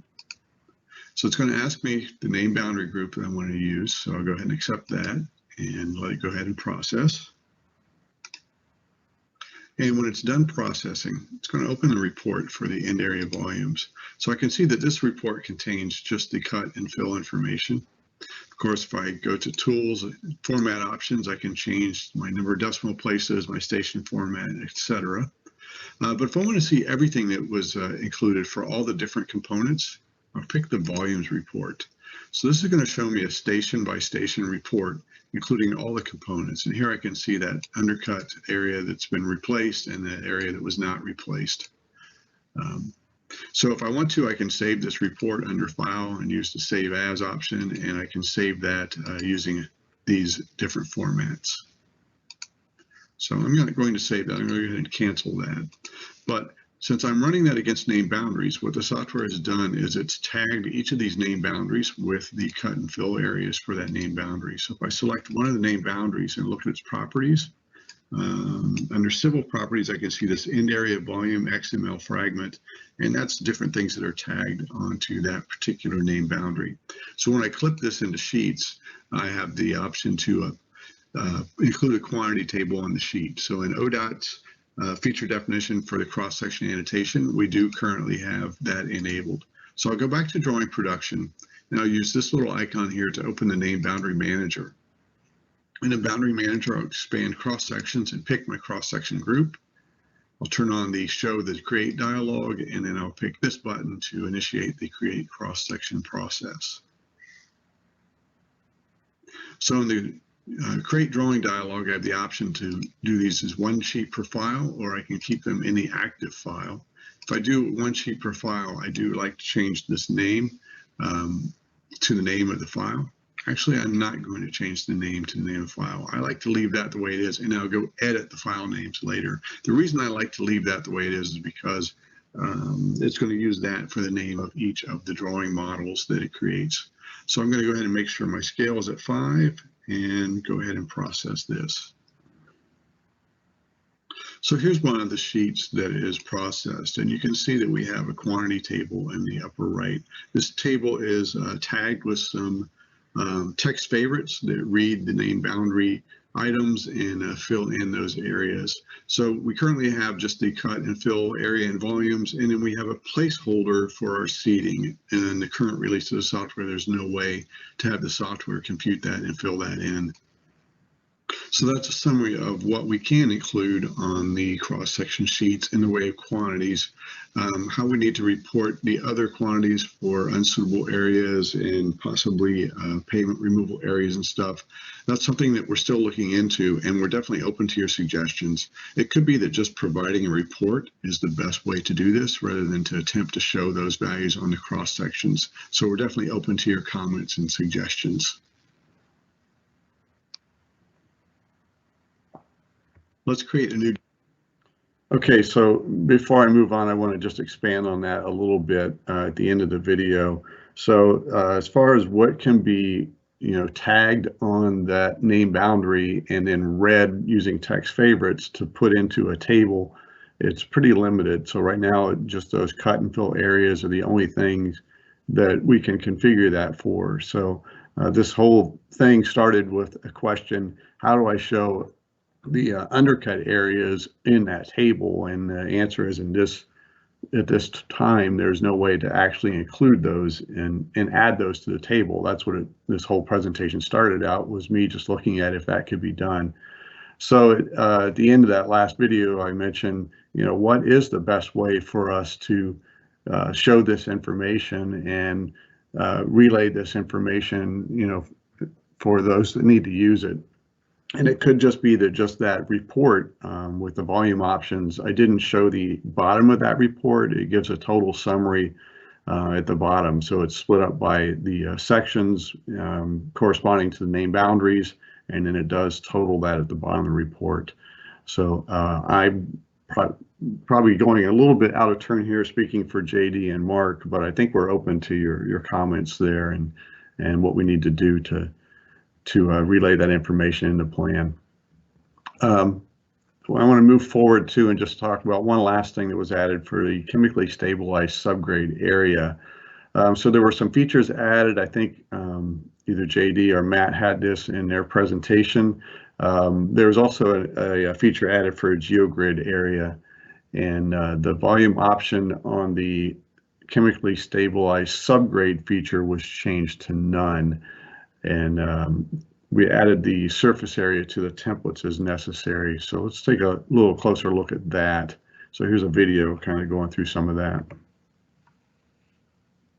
In the ODOT template library, we have some example templates for different pavement buildups defined. So what I'm taking a look at is in the backbones category, undivided roadways, our shoulder 301-8E standard 2-lane.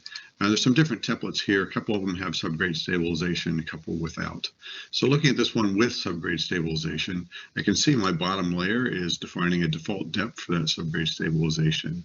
Now, when we compute quantities, that should be reported as an area, not as a volume based on the depth. So what we've added is a component that just traces the top, that's flat, that can be used to report the area. So if I double click on this line between these two components, I can see there's actually three components here. There's the chemically stabilized subgrade itself, then my aggregate base, and then there's the chemically stabilized subgrade surface area. So we'll process this and take a look at the area quantity that we can get out of our processing. Now we've also added one for a geogrid. So let me show you where those are located in the feature definitions. So if I'm adding a component, and I'll just add an unconstrained component here.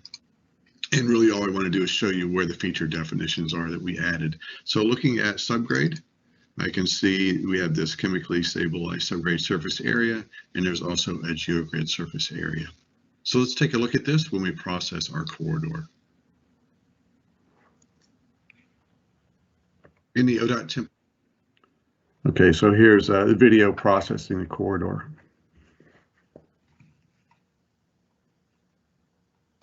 So using our test project, I'm just going to process a short section using the example template of just a pavement, and then we'll take a look at the component quantities for that.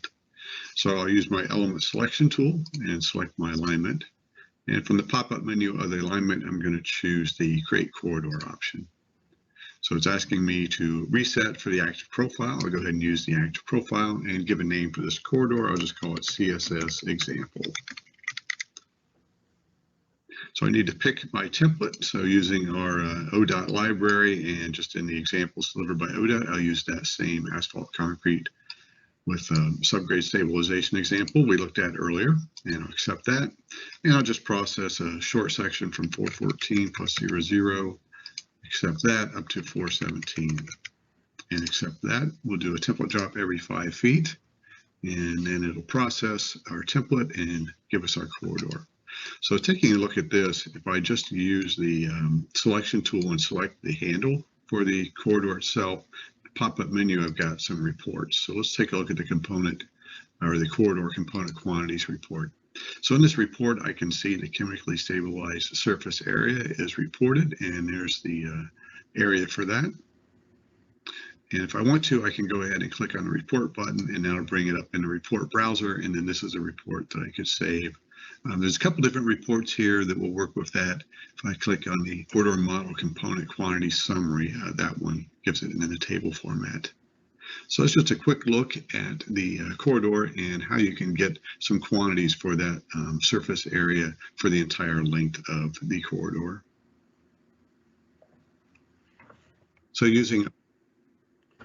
So that's pretty much what I want to cover, just some of the things that have been added. And as I said, you know, how those quantities get reported in the plan is something that I haven't looked into. I haven't talked to JD about that yet either. So I think we're open to some suggestions on that. Maybe JD's got some ideas on how that should be presented. Not to put you on the spot, JD, but and I have not looked at the chat to see if we've had any questions come in while I've been doing this. So I guess that's the next thing we need to take a look at.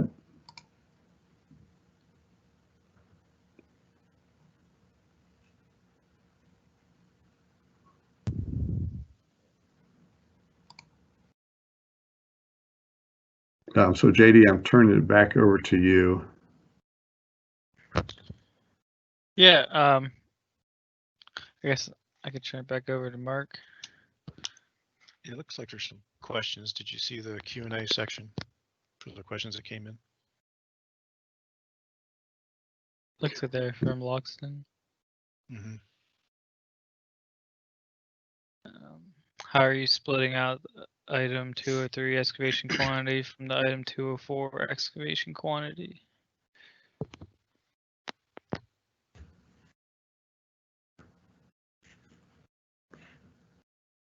I guess we just have to follow up on that. I haven't specifically got into that yet.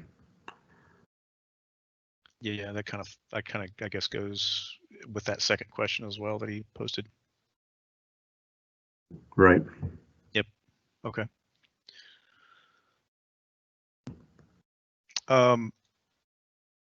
So that is the event. Thank you all for attending, and then I believe we're going to open it up for 5 or 10 minutes of just general questions about anything that was presented on today.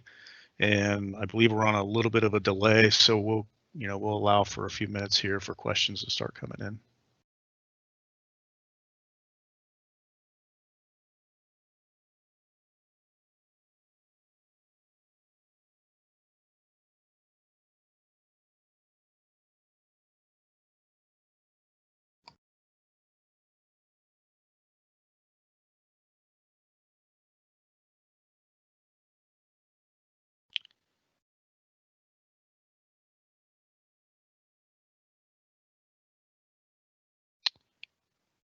Will there be CPD certificates issued for this meeting?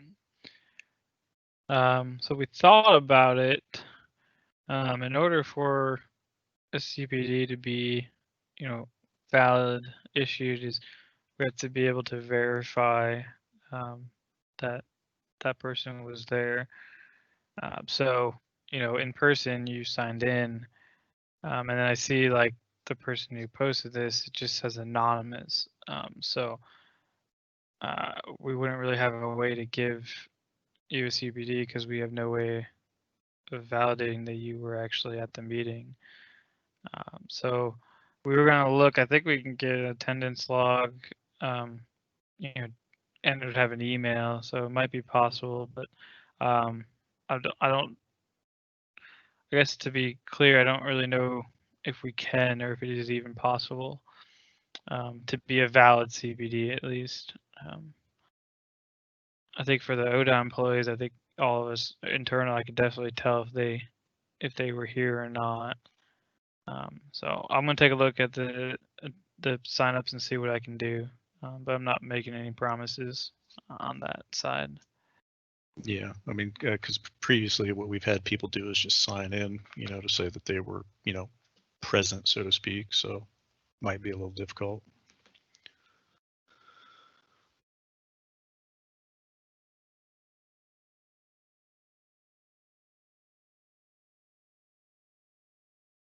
When and where can we find the recording of today's presentation? So I showed it earlier on the wiki page. Under the training resources, there's a section for CADD user group meetings, and the one from February is already there. So I'm going to be adding another entry there for today's meeting with the recording. I would assume I would have it up there before the end of the week. So give me a couple days to get it up there. I think we've already posted the link to the wiki page in the questions, if I remember right. But we can post it again. Yeah, I was typing and somebody threw it into publish, so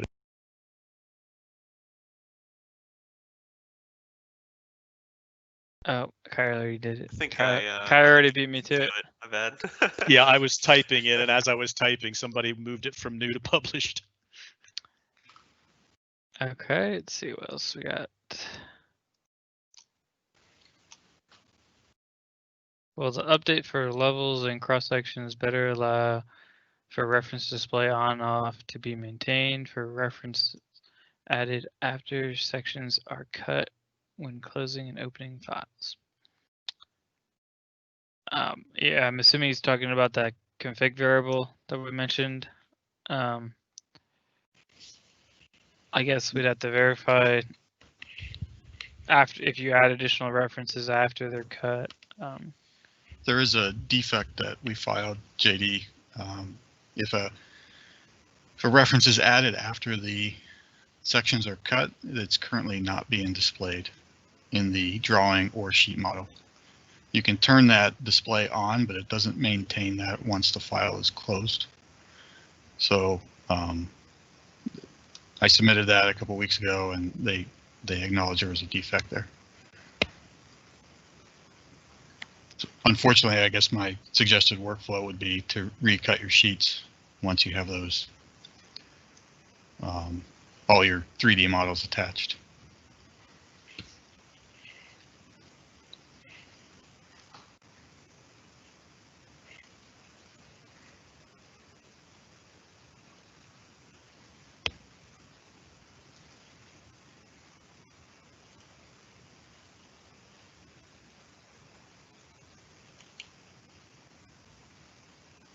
Just a few more minutes for additional questions.